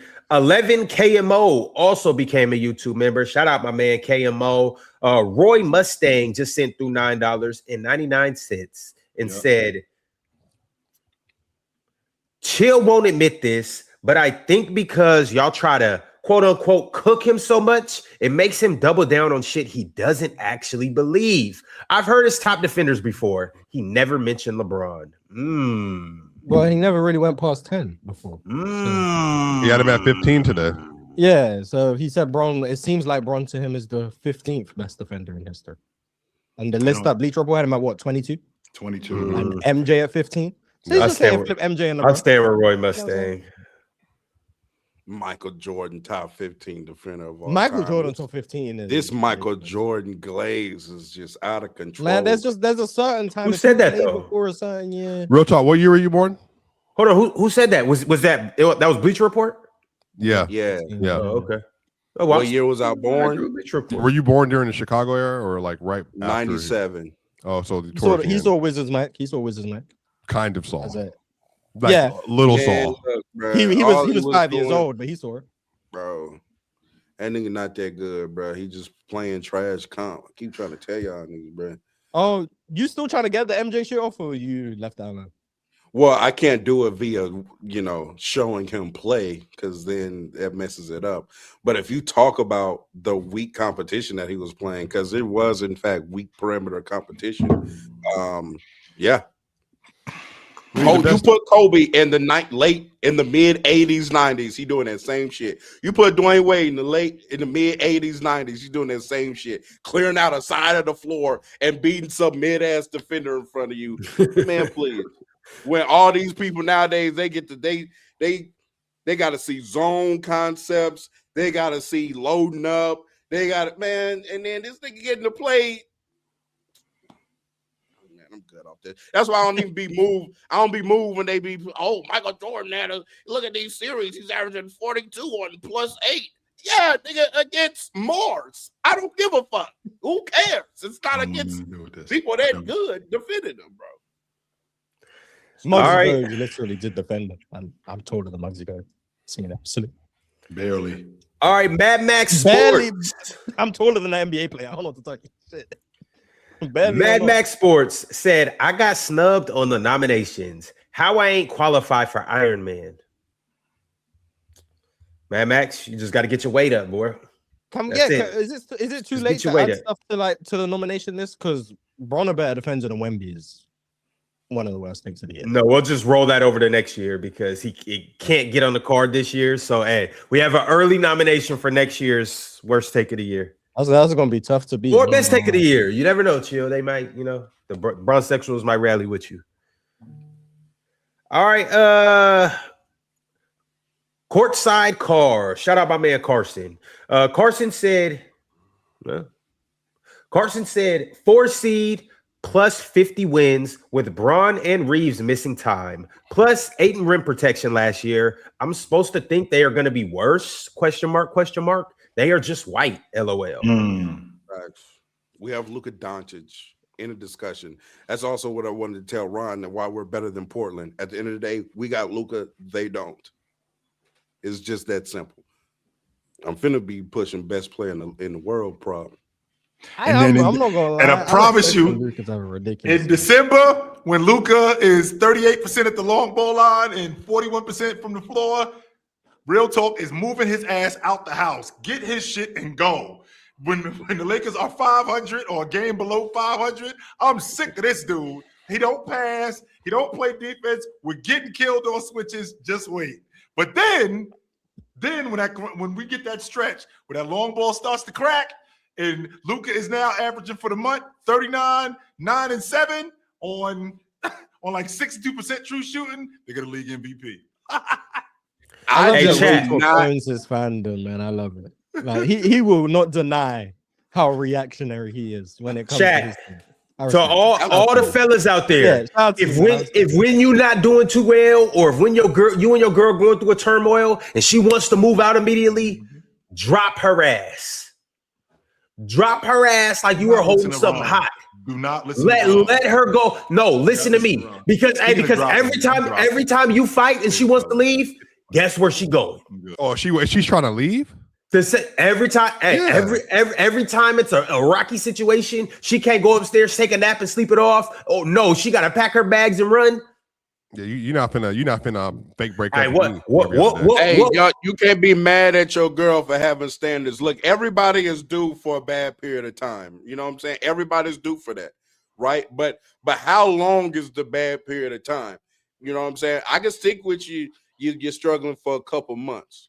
You know what I'm saying? That's because you live in her house and eating her food. I'm saying Ron is saying if she's trying to break up with you every other week. I'm not living in her house or eating her food. What is you talking about? You ain't living at your girl's house right now? No. Cindy. You ain't eating her food. Cindy. Come. All right. Well, I mean, I will go over there if she makes some, she makes something, I'll go over there and indulge. You know what I'm saying? But you know what I'm saying? Yeah, man. If Luka out there shooting 13 threes a game, hitting 31% of them, yeah, I'm be right back on that ass. Pause. As I should be, because why are you shooting 13 threes and you're not making any of them? And I will never agree with the logic that Mars be trying to, well, it's variance, so he has to keep it. No. If you are in a slump, why are you shooting 13 threes? You bipolar, bro. I don't understand that. You bipolar. He about to because he thinks the next shot is gonna break him out the slump. No. How about you? It's really that simple. I don't know. Luka thinks the next one's going in. Making. Luka thinks it'll be game. Hey, Mars, remember that we about to see Levels tweet that came out before the Thunder game? Are you gonna do that again next season? Yes. What? Yes. We gonna see Levels every time. That's good. That's good content. I'm done with okay. That's good. No, that's good content. I'm not gonna lie. I feel like you're gonna keep it going. You're gonna win at some point. That's good content. I'm not gonna lie. I mean, I will get that tweet off and be right about it eventually. Yeah, at some point. Yeah, at some point. So guess what? Hey, and when that day comes, Shea about to see their levels. I'm telling you that right now. Oh, Joe Miller just saw a 3. Shout out Joe Kim. Hell no. He was didn't shoot a 3. It was a 15-foot, but we take him. Oh, he was a missed, but All right. SF49ers sent through $9.99 and said, Mars, if we are saying since LeBron leaked out, he's a bad defender, MJ gambled so much and left guys wide open, but he's such a good defender.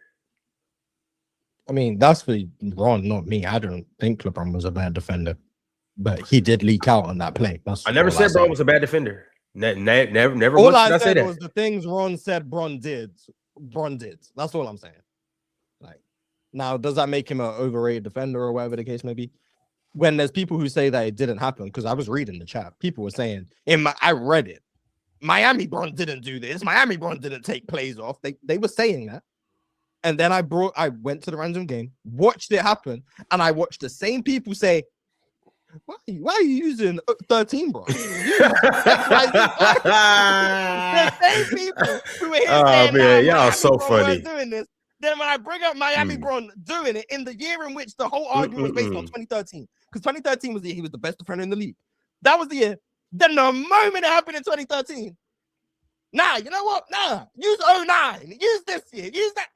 Bro, you guys told me it never happened in Miami. I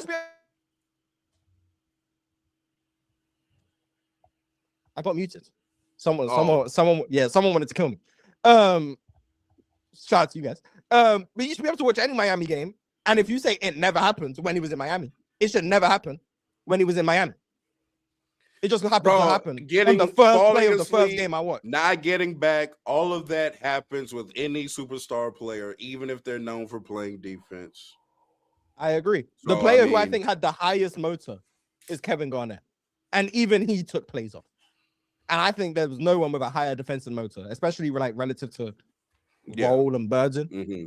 And he took plays off. Like Bill Russell, defensive GOAT to me. Bill Russell would routinely let people walk into pull-up jump shots until they showed they could make them routinely, and then he would step out. He took plays off on defense. Like, I didn't argue that point. I just happened to watch the games to see what the people in the chat were saying didn't happen, actually happened. And then they're going to tell me what the reasons why it happened when they were telling me it didn't happen. The whole career as a Celtic is taking plays off. Weekend's air. What, Ron? Nice. I'll see you November 28th. All right. Just know that. 2013, November 28th. I'll see you. But all right, Narcissist. At the line right now. Sorry. Narcissist said, I haven't stopped smiling since LeBron left that ungrateful, unserious franchise. Luka's best teammate ever will be LeBron James. Lakers dropped the ball. Luka's best. Kyrie is better than. I think he's saying Lakers. Right? Lakers tenure. Like going forward. Why are we doing a 2013 game? Because that's your burner account. So don't act like you don't want to type in that right now. It's actually crazy. I have to be on my burner on Twitter because I got banned for a week.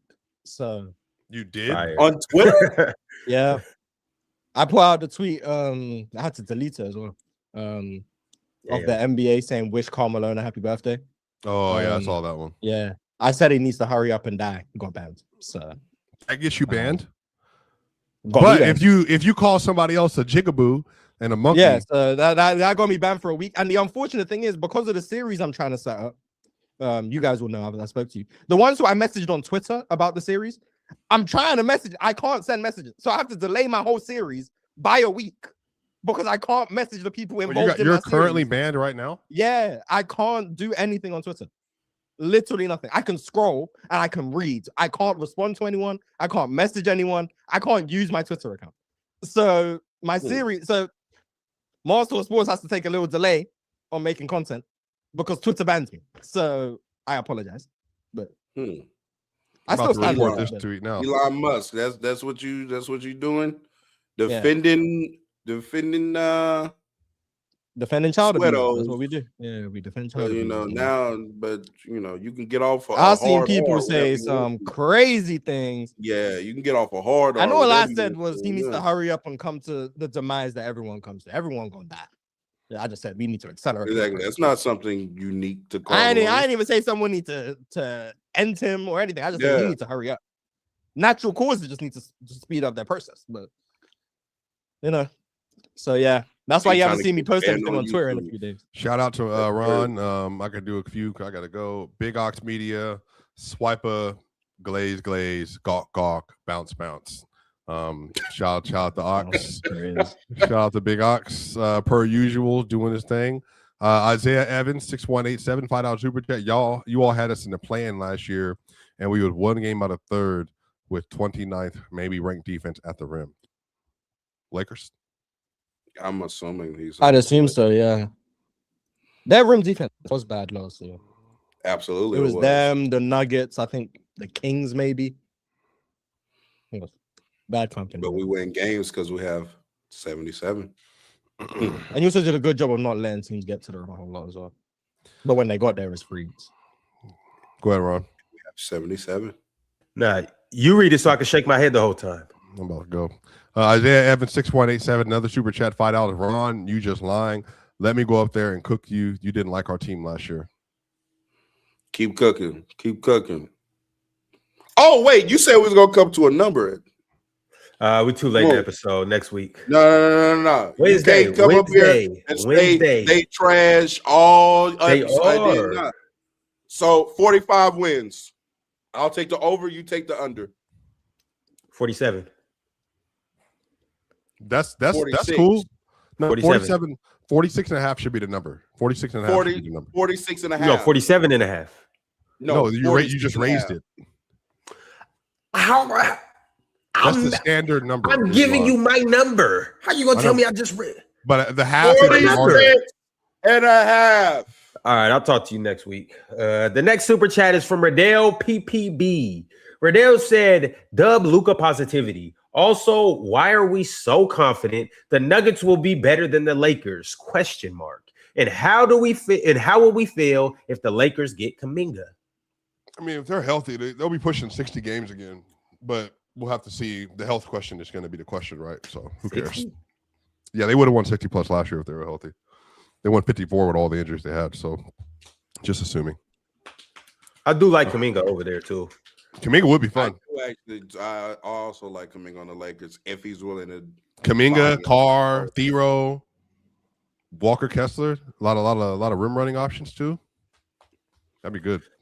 All right, with my crew sent through 100, whatever he sent through, and said, since we deep in the offseason, what random skill from one player would you give to another? For example, KG with a James Harden step back three.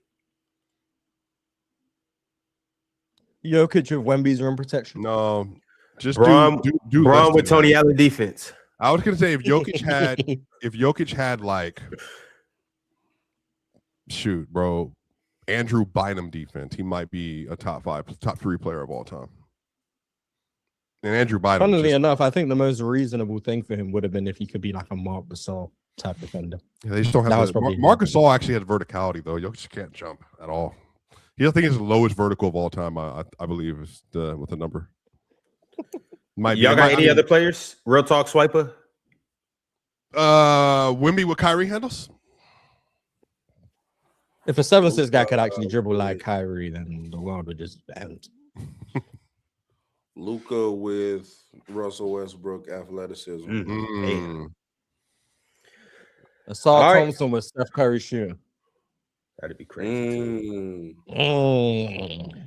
Hey, Isaiah Bob Evans, Savage hosting skills. Go ahead. Isaiah Evans, you asked a couple times to come up here. If you become an all-star member, you can come up on any members only stream. If you become a Hall of Famer, you can come up here any Friday. So if you want to come up here and tell me about how much you love LeBron and tell me how many posters you have on your wall of LeBron, up your membership and we can hear all about it. But I appreciate you for tapping in though. Slice FN said Luka was a clear positive defender from January through April. He was the second best defender on the Lakers. Mars, please defend Luka. He was a top 2 to 3 player in the regular season. Outside of 2025, because he sucked on defense in 25, I've never really bought into the Luka defense to the way other people push it. I've never thought he was one of the worst defenders in the league. So I don't know. Even myself, I mean, he's bad, and I'm a Luka guy, but like, y'all have to stop confusing like not actively hurting your team's defense with that meaning they're a positive. I have a too high of a standard. I think I have the accurate standard of what a positive and or good defender is. Just because you're not hurting your team's defense doesn't make you a positive defensive player. How much into the positive do you have to be a positive defender?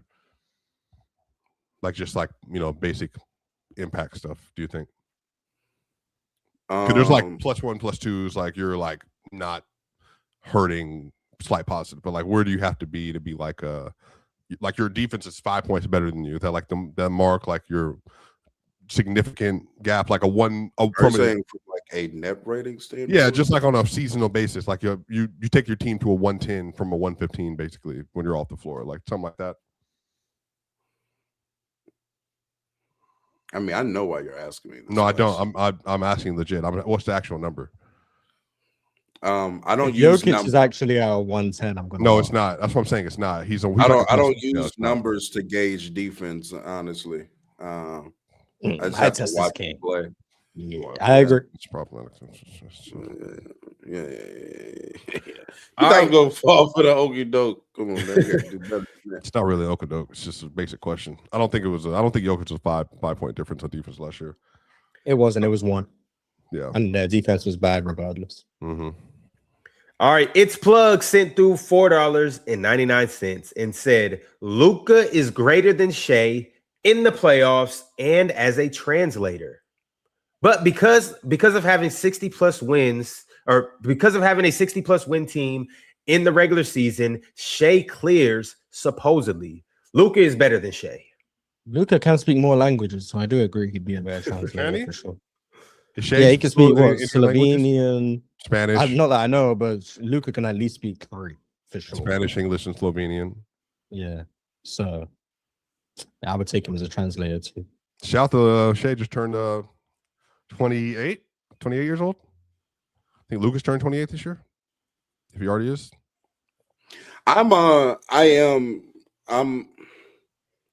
Shea gotta show me why he better than Luka Doncic. You gotta show me why you better than Brunson. You're so flip-floppy. It's ridiculous. In the playoffs. You didn't let me finish my statement. In the playoffs. I'm sorry. It's not Luka doesn't even play in. Here's what happens. I let you put together some performances, and then I let you stack some sample size. Right, Shea's sample size shows. Well, he's proven that he's one of the greatest regular season performers of all time.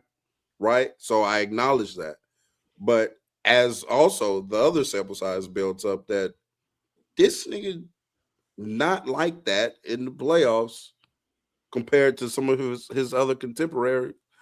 I take that into account as well. I don't feel like I'm flip-flopping because I allowed the play to dictate my opinion.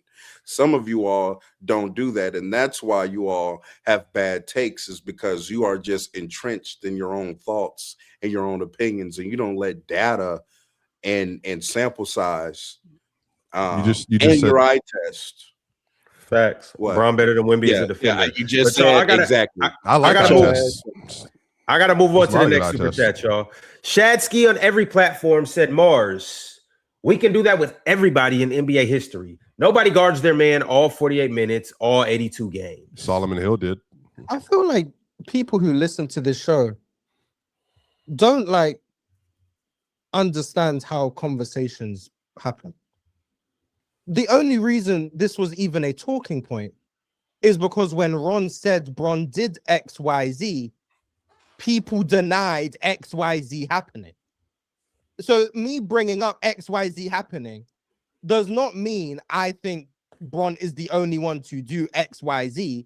It means you guys denied it and were wrong.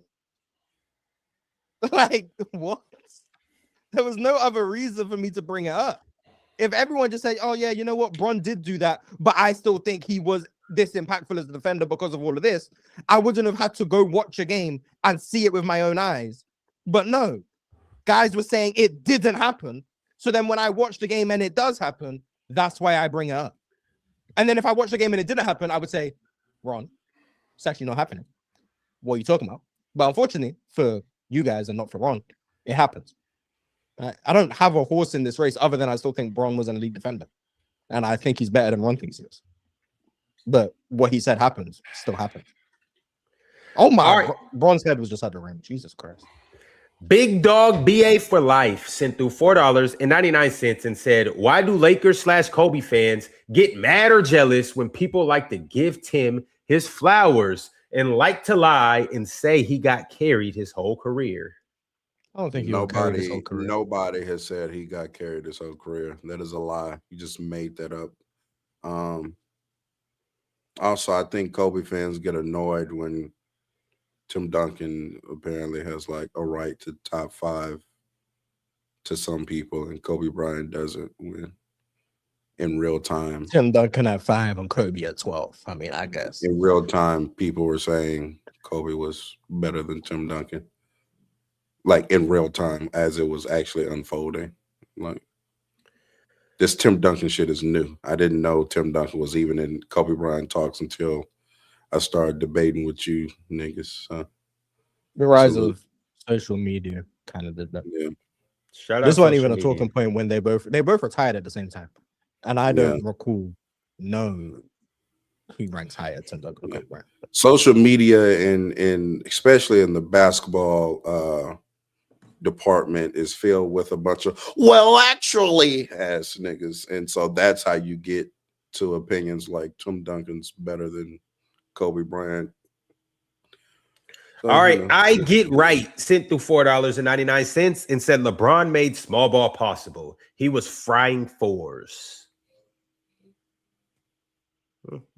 Yeah, he's one of them. At that take, yeah. We got another $4.99 super chat from Big Dog BA for Life. Said he was 8-time All-NBA first defense. And all along with 2 league MVPs. Boy, don't you see me reading these super chats? You want me to call your mama? Your mama don't supersede these super chats. You and your mama need to go on somewhere. Go. He was 8-time All-NBA defense, or first team all defense, and all-star along with 2 league MVPs, 3 finals MVPs by the time Tony and Manu had combined 1 all-star appearance. Tim Duncan from 97 to 05. Hey, for y'all, I got my son crying right now to read y'all raggedy ass super chats. That's actually one of the best 8-year starts to a career. Ever. It is. Him, I guess Magic might be up there. Obviously, Bill Russell. Kareem, maybe. It's a short list. Tim Duncan's first 8 years stand up with anyone. Jerry West. Yeah, it might stand above for a lot of people too. All right, Phantom Studios said LeBunny Hopper James did not carry anything and won't be carrying now. Bronny James will build houses. Luka going to do better as the only main guy. Luka gonna put up Russell Westbrook / James Harden numbers next year. It's gonna be very fun. I mean, he's already been doing that with these niggas on the team. No, but I mean, he's gonna put up the 36 of James Harden and the 10 and 10 of Russell Westbrook. It's gonna be. And y'all will dismiss it and just say, "Well, he shoots the ball," as if there's another fucking way to score. I don't fall victim to PRA. So you know what I'm saying? Yeah, victim to 36, 10, and 9. Oh my goodness. Well, there's been a guy who's been averaging 29, 12, and 12 on 96% true shooting. You said yeah, 29. on 914 true shooting. Yeah. And I still don't fall victim to PRA. So, you called him the greatest offensive player ever at one point. And it wasn't because of PRA. Whatever floats your boat. lad. Exactly. And all I said was it wasn't because of PRA. All I can be wrong. You said about the 29, I can be 12, wrong, 12 but it niggas, won't and be he's because the of that greatest box offensive score. player ever. But you know, I can be wrong, but it won't be because of that box guess. score. I can tell you that. It's really simple. I guess. I'm gonna watch the games and be wrong. All right, y'all. Delsky sent through $5 and said, chill, just concede. OG, you are wrong. Now you argue defensive versatility for best defender, but you don't do that for offense. For KD and Kobe versus Bron and Shaq. Offensive versatility is underrated. Delsky, I know you'll be up here a little later this week. You'll have opportunity to get that off when you see Chill on the show, live, face-to-face. LeVar B. Ballin sent through $5 and said, Chill and Ron are both wrong about Bron. Ron barely watched prime Bron. He been watching Lakers Bron. Yeah, the guy you were describing is like 2018 forward Bron. The guy I was describing didn't get back on defense the first play of the game. He got a chase down block in this game, man. Crazy. Shout out to him, man. On a Shout 5-9. It's funny how you said all he does is some chase down blocks. If I'm not mistaken, don't you have to get back to? Doesn't even matter. We got some next super chat. Big Ox Media sent through $4.99 and said, we not letting Mars slide no more. Got it. Mars got me fucked up. Damn, Mars and Ox beef. Now I'm wrong for respecting Ox's right to have an opinion, I guess. Mars and Ox beef now. Huh? Well, hey, we got an early candidate next year for beef of the year. Hell no. That's gonna be a one-sided beef. I'll never beef Ox. All right, the Jonathan Frazier sent through a members chat and said, back from my vacay and seeing Ron's face already killing me. Also, can we all agree Bron a better defender than bum-ass Tony Allen, right? Bron 5-time defensive first team, Tony Allen 3-time defensive first team. I think we all disagree, right? Except for Absolutely. one. Except for Diddy Frazier and one. But everybody's entitled to an opinion. J.301 sent through a members chat and said, the GOAT on my squad, I don't know what we did to deserve this shit, but the city is on fire right now. The season got to start ASAP. I don't care about none of this, man. I just want Embiid to be healthy. None of this matters to me. Bron can miss the whole year. Just give me some healthy Embiid space. Did you see that reportedly like LeBron's finna that Embiid reached out to Bron and said that he's healthy or some shit? Nah, I didn't. Oh, okay. Embiid just calling niggas to lie is crazy. I'm talking about the the economic boost that they're saying LeBron is about Philadelphia. Like a $300, $400 million. By the way. Yeah. Shout out, Bron, man. So Embiid is just calling niggas saying he healthy. That's what he's doing. I mean, I read something that was like Embiid reached out to Bron saying that like this is his first surgery-free off season or something, whatever. Which is a crazy statement. Yeah, that's ridiculous. I'm gonna be honest. If you're Embiid FC and you're not optimistic about his health, you're not really Embiid FC. I'm gonna just put it that way. If you're Embiid, if you're an Embiid hater, cool. Don't be Embiid. Don't be optimistic. But if you're Embiid FC and you're not optimistic about his health going into next season, you're a hater.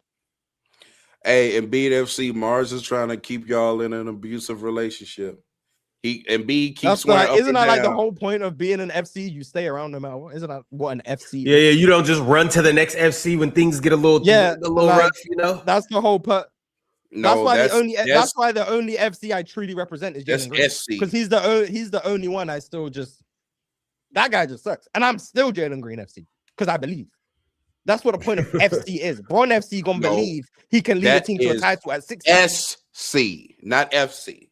That's FC. That's what FC is. That's why you not Luka FC, because you abandoned Luka. I am Luka FC. I'm not Luka FC. You abandoned Luka at any point of adversity. Luka FC. You're not a true FC I'm not Luka. You're not a true FC member. Bron FC can watch Bron score 8 points against the Raptors and still defend that shit because they Bron FC. You watch Luka struggle for 2 weeks. and you talking about Cade Cunningham better than him because you're not a true FC, and that's fine. I'm not asking you to be FC, but don't act like you are when you're not. You're not a true FC. Exactly. Real Luke FC don't claim real talk. For sure they don't.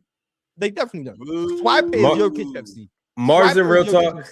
That's as much as I would like to let this keep running, I actually gotta we go. Don't claim you, nigga. We don't claim you. I've been looking at shout out to Cheese for his 20 player choice membership. I'm president. Hell no. We'll catch you guys tomorrow, same time, same place. Salute to Cheese. It doesn't matter if you're an FC or SC. Stand strong.